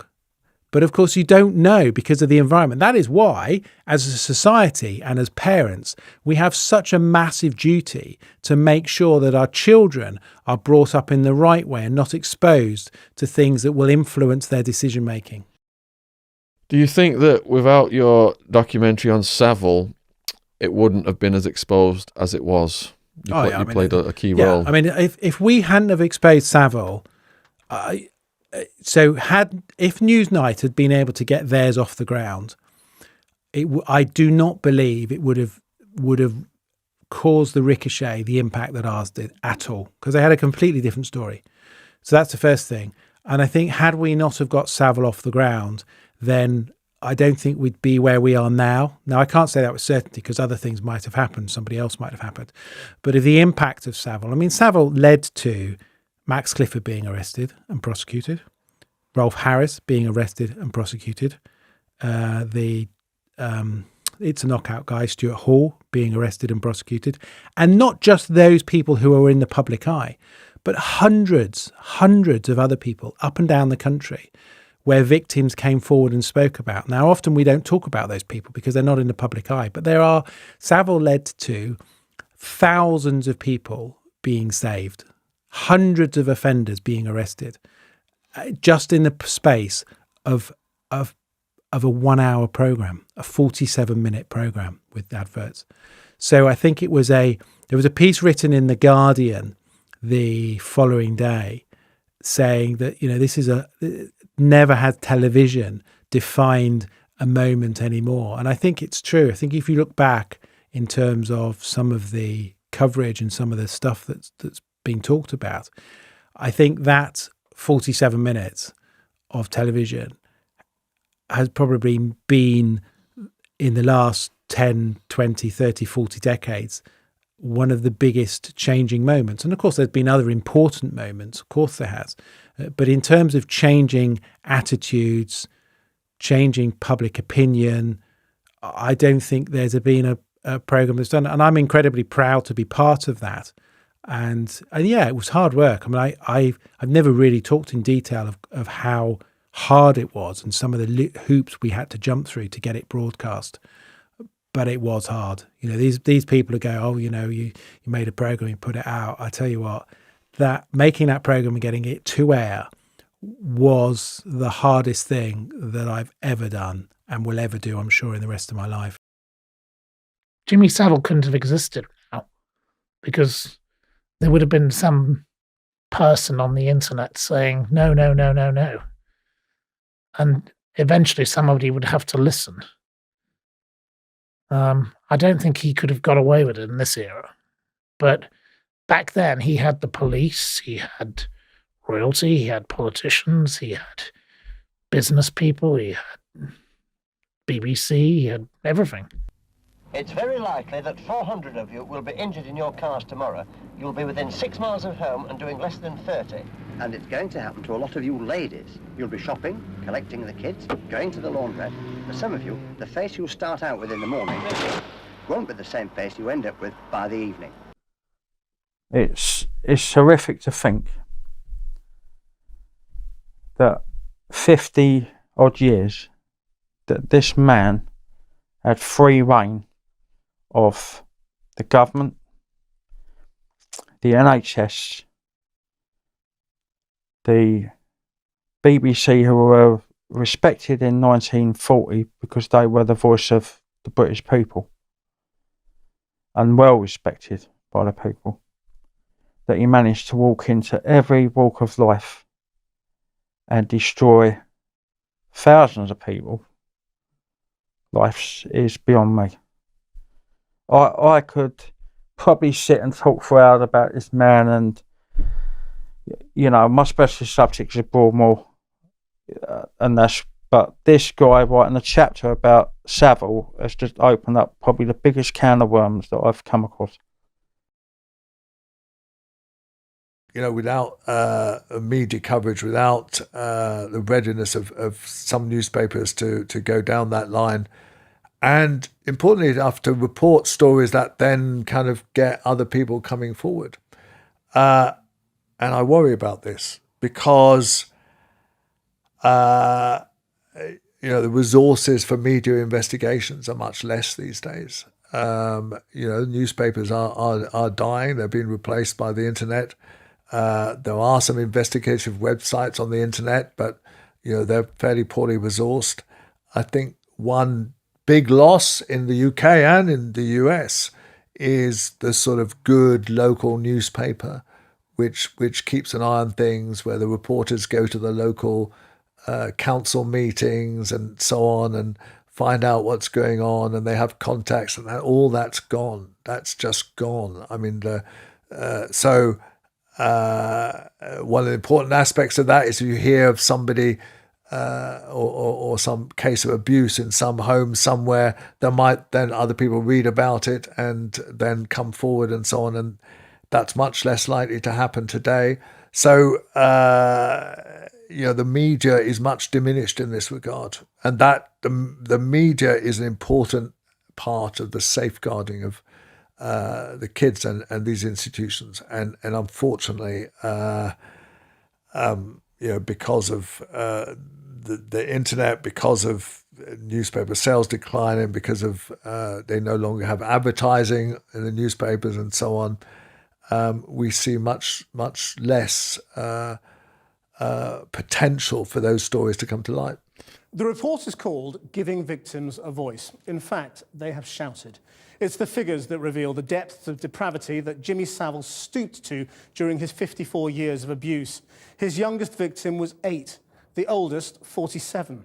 They were abused in schools, in hospitals, and in television studios. You know, I welcome programs like yours that keep this in the public eye, because it's all too easy to think that this is this is just an awful experience. We should forget it's all in the past and whatever. It's not, and we have to stop it. I do think there's less of it now because of the institutions are better able to withstand this. But nevertheless, we have to be vigilant.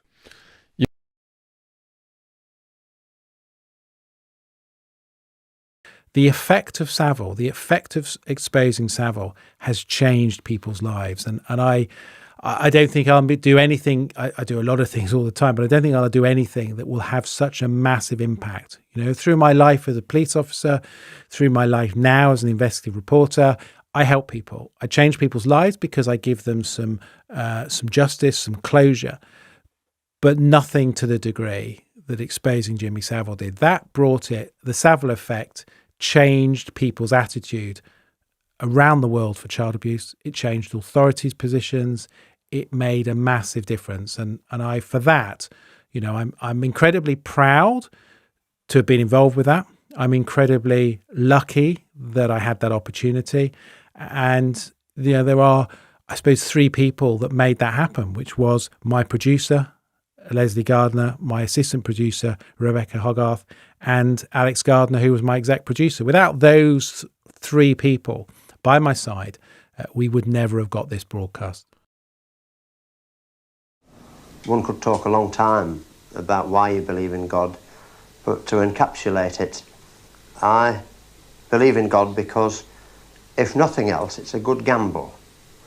If we went through life thinking that when we die, we rot and that's it, gone, finito, that's all right, but it's much nicer to go through life with a faith thinking that maybe when we die, we go on to even a better life than this. Who knows?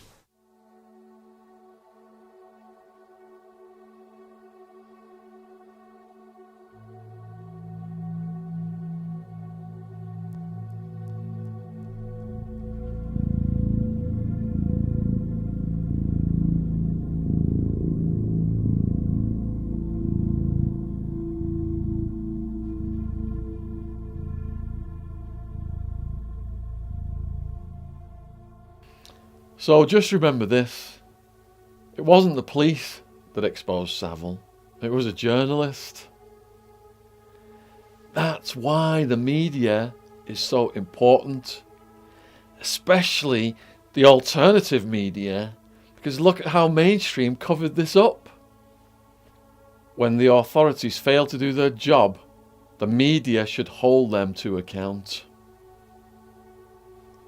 If we take one thing from this documentary, and it's part of our mission statement on this channel, is that victims need to be taken seriously and their voices must be heard. The more we understand the nature of abuse, the more we can put in place measures to tackle the problem.